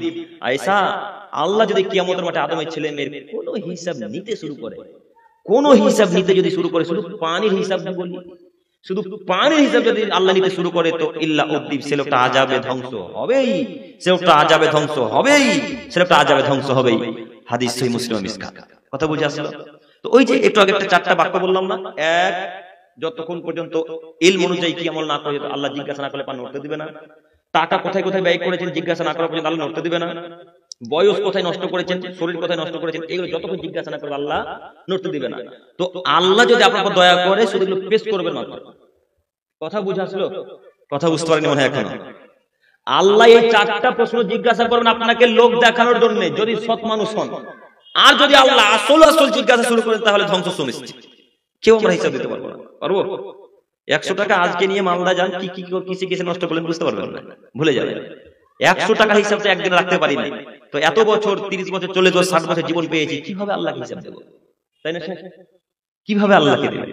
তো আল্লাহ তুমি তো দয়াবান, তোমার কাছে ভিক্ষা চাইছি মাবুদ, তুমি আমাদের হিসাব নিও না মাবুদ, তোমার তো দয়ার অভাব নাই, তুমি তো দয়াশীল ক্ষমাশীল আল্লাহ, তুমি আমাদের হিসাবকে এমনিতে জলের মতো পানির মতো সহজ করে দিও। সকলে বলে আমিন। সম্মানিত উপস্থিতি, অনেকক্ষণ আলোচনা করলাম, আমি কতদূর আপনাদেরকে বোঝাতে পারলাম তাও বলতে পারি না। আমি আমার টুটা ফাটা বিদ্যায় কি যে বললাম, আমি হয়তো বুঝতে পারলাম কি পারলাম না, আপনাদেরকে বোঝাতে পারলাম কিনা তাও বলতে পারছি না। আমার কথা কি কিছু হলেও বুঝতে পেরেছেন? কিছুটা হলেও মনে থাকবে ইনশাআল্লাহ। ইনশাআল্লাহ আমি আপনাদেরকে বলতে চাচ্ছি যে আজকের পর থেকে যতদিন পৃথিবীর বুকে বেঁচে থাকবেন ততদিন পর্যন্ত সালাতের সাথে আপোস করব না ইনশাআল্লাহ। যে কোনো মূল্যে সালাত আদায় করব ইনশাআল্লাহ। সবাই বলি ইনশাআল্লাহ। ইনশাআল্লাহ। সাথে সাথে আরো কথা, পিতা মাতা যেটা বলবে সেটাই মান্যতা দেব, যা বলবে। আল্লাহ নবী বলছেন, মা যদি বউকে তালাক দিতে বলে তো বউকে তালাক দিয়ে দিতে হবে, আর কিছু চলবে না। বউ তালাক, মায়ের পছন্দ নয় আপনার পছন্দ, তা আল্লাহ নবী বলছেন দিতে হবে তালাক, কি করবেন? তো আপনাকে অনুরোধ করে বলতে চাচ্ছি যে আপনি নীতি পরিবর্তন করেন। আর সম্মানিতা মায়েরা হয়তো আছেন, আমি আমার মায়েদেরকে অনুরোধ করে বলছি, আম্মা জান আপনি আপনার ছেলেদের উপর অত্যাচার করবেন না। যদি অত্যাচার করেন, অত্যাচার হিসাব কিন্তু আপনাকে কিয়ামতের মাঠে দিতে হবে। আপনি আজকে ছেলে হয়ে পিতামাতার অত্যাচার যদি সহ করে নেন, পিতামাতার কাছ থেকে কিয়ামতের মাঠে আপনি নেকি পেয়ে যাবেন। কিন্তু ইহকালে যদি পিতামাতার বিরোধিতা করেন আর নেকি পাওয়া যাবে না। কথা বুঝে আসলো? আপনাকে আপনার মা গালি দিয়েছে, আপনি পাল্টা গালি দিলেন, এখন দুজনেই ধ্বংস। আপনার পিতা গালি দিয়েছে, গাল সহ্য করে নেন, কিয়ামতের মাঠে বাঁচবেন ইনশাআল্লাহ। মাঝে মাঝে আপনি আমার বক্তব্যতে কথা শুনতে পাবেন যে কেউ যদি সালা বলে দেয় তো বহনু বলে বাড়ি চলে আসবেন। মাঝে মাঝে কথাটা আমি বলি, সালা বলে কেউ যদি গালি দেয় বহনু বলে চলে আসেন, আমডোল থেকে বাড়ি ঢুকে যান, জান্নাত হবে ইনশাআল্লাহ। আর সালা বলার পর পাল্টা যদি তাকে উল্টা পাল্টা গালি দেন তো দুজনেই ধ্বংস হলেন। ওমর, আবু বকর সিদ্দিক আর আল্লাহর নবী আর আবু হুরায়রা রাদিয়াল্লাহু তাআলা আনহু, তিনজন মানুষ এক জায়গায় দাঁড়িয়ে আছেন। তো একটা লোক হঠাৎ এসে আবু বকর সিদ্দিককে গালি দিতে শুরু করলেন, একেবারে নোংরা অকথ্য ভাষায় গালি দিচ্ছেন। তো এই লোকটা আবু বকরকে গালি দিচ্ছেন আর আমাদের নবী ওই লোকটার দিকে তাকাচ্ছেন, আবু বকরের দিকে তাকাচ্ছেন আর মুচকি মুচকি হাসছেন, কোনো উত্তর করছেন না। তো আবু বকর সিদ্দিক গালের মাত্রা সহ্য করতে পারলেন না। গালের মাত্রা যখন বেশি হয়ে গেল তখন গাল সহ্য করতে না পেরে আবু বকর তাকে গালি দিলেন, কোন একটা খারাপ ভাষায় কথা বললেন। যাই হোক, তারা তো সাহাবী মানুষ, তারা তো আর আমাদের মতো উল্টাপাল্টা গালি দিলেন। হয়তো তিনি বললেন না তুইও অমুক বা তুইও অমুক, এরকম কোন একটা কথা হয়তো বললেন যেটা আল্লাহ নবী পছন্দ করলেন না। তো যেমনই আবু বকর ওই লোকটাকে গালি দিয়েছেন, আল্লাহ নবী আবু বকরের কাছ থেকে দূরে সরে গিয়ে অনেক দূরে দাঁড়িয়ে গেছে, দ্রুত চলে গেছে। আবু বকরের মাথা তার কাজ করে না, ব্যাপারটা কি? লোকটা গালি দিচ্ছিল তখন আল্লাহ নবী মুচকি মুচকি হাসছিল আর আমাদের দিকে তাকাচ্ছিল। আমি গালি দাও মাত্র আল্লাহ নবী চলে গেলেন কেন? ব্যাপারটা তো বুঝতে পারলাম না। আবু বকর লোকটাকে বাদ দিয়ে রাসূলের কাছে গেলেন। আল্লাহ নবীর কাছে গিয়ে আল্লাহ নবী বলেন, আল্লাহ নবী ব্যাপারটা বুঝতে পারলাম না, আমি গালি দাও মাত্র আপনি চলে এলেন, ওই লোকটার গাল শুনে আপনি হাসছিলেন, একটু বলেন না। তখন আল্লাহ নবী আবু বকরকে বলেন, আবু বকর শোনো, তোমাকে যখন ওই লোকটা গালি দিচ্ছিল তখন তোমার পক্ষ থেকে একজন ফেরেশতা উত্তর করছিল। আল্লাহু আকবার। কে উত্তর দিচ্ছিল আবু বকরের পক্ষ থেকে বলেন তো দেখি? ফেরেশতা। তো এই হাদিসের ভিত্তিতে আপনাকে বলতে চাচ্ছি, আমি আব্দুল করিম বিন আমিনুল ইসলাম যদি আপনাকে গালি দিই আর আপনি যদি চুপচাপ থেকে যান, আপনার পক্ষ থেকে কে উত্তর করবে আমাকে? ফেরেশতা। তার মানে আপনার আমলনামাতে কি লেখা হচ্ছে এখন? নেকি। আর পাল্টা যদি আপনিও আমাকে গালি দেন তো আমারও পাপ আপনারও পাপ। কথা বুঝে আসলো না? এখানে একটা কথা বলেই যাই, ভাবছিলাম বলবো না। আপনারা সোশ্যাল মিডিয়ার যুগ, অনেকেই অনেক কিছু দেখছেন বা দেখেছেন। মাঝে মাঝে দেখবেন আমাদেরকে নিয়ে অনেক নোংরা কথাবার্তা লেখা হয় বা বলা হয়, হয় না? তো আমরা কি পারবো না তাদের বিরুদ্ধে কেস কাচারি করতে? আমরা কি তাদের বিরুদ্ধে মামলা করতে পারবো না? আমরা কি উকিলদেরকে চিনি না? আমাদের বক্তব্য উকিলেরাও শোনে আলহামদুলিল্লাহ। তো বেশ কয়েকটা উকিল আমাকে ফোন করে বলছেন আপনি যদি এদের বিরুদ্ধে মানহানির মামলা করেন তো এদেরকে বাড়ি থেকে তুলে নিয়ে চলে আসবে, যেখানে বাড়ি থাক না কেন, হোক না কেন কলকাতা, হোক না কেন দিল্লি, যেখানে বাড়ি হোক না কেন, মানহানির মামলা করলে তাকে তুলে নিয়ে আসবে। তো আমি এক পর্যায়ে বললাম যে এখন যদি পৃথিবীতে মামলা করি তো আমি এহকালে যে পেয়ে গেলাম, আমি পরকালে তখন কিছু পাবো না। তো আমি ওই আশাতে তাদের বিরোধিতা করি বা তাদেরকে কিছু বলি না যে আমি তাদের কাছ থেকে কিয়ামতের মাঠে নিতে চাইছি। কথা বুঝতে পারলেন না? আপনি আমাকে গালি দিয়ে দেন, আপনাকে একটা বাক্য বলবো না ইনশাআল্লাহ, কিছুই বলবো না। আমি কিয়ামতের মাঠে আপনাকে ছাড়বো না ইনশাআল্লাহ। কিয়ামতের মাঠে আপনার সাথে আমার কথা হবে। সেই সমস্ত গীবতকারী লোকদেরকে বলছি, হাদিসগুলো কি চোখে পড়ে না? ওদেরকে হাদিসগুলো চোখে পড়ে না? চোখে পড়ে, মূল্যায়ন করে না। আপনাকে কি দিয়ে বুঝাবো? আপনারা খুব চেনেন, সুপরিচিত মুখ, নাম নিলেই বুঝতে পেরে যাবেন। তবু আমি নাম নিতে চাই না। আমি কোনোদিন কোন আলোচনাতে দেখতে পাবেন না যে অমুক লোকের নাম নিয়ে বক্তব্য দিয়েছি। আমার হতে পারে কথা কঠিন, কথা খুব করা হতে পারে, কিন্তু কোনোদিন দেখতে পাবেন না যে আব্দুল করিম অমুক লোকের নাম নিয়ে কথা বলে। দেখবেন ইনশাআল্লাহ। তো আমি বলতে চাচ্ছি যে নীতি পরিবর্তন করেন, গাল দিচ্ছে দেখ একটু সহ করেন, সহ্য করে বাড়ি চলে আসেন। বাড়িতে এসে আল্লাহকে আল্লাহ ব্যক্তি গাল দিল, তুমি বিচার করি। আল্লাহ ব্যক্তি আমার নামে পরচর্চা করলো, আল্লাহ তুমি বিচার করি। বিচার আল্লাহর কাছে ছেড়ে দেন না, হিসাব একদিন হবে ইনশাআল্লাহ। তো যাই হোক, এদিকে কথা থাকলো। আবু বকর সিদ্দিককে আল্লাহ নবী বলছেন, আবু বকর যখন তুমি গালি দিয়েছো তখন তোমার কাছ থেকে ফেরেশতা চলে গেছে। ফেরেশতা যাওয়া মাত্রই তোমার কাছে শয়তান চলে এসেছে আবু বকর। আর আমি মুহাম্মদ ওই জায়গাতে থাকতে পছন্দ করি না যেখানে শয়তান থাকে।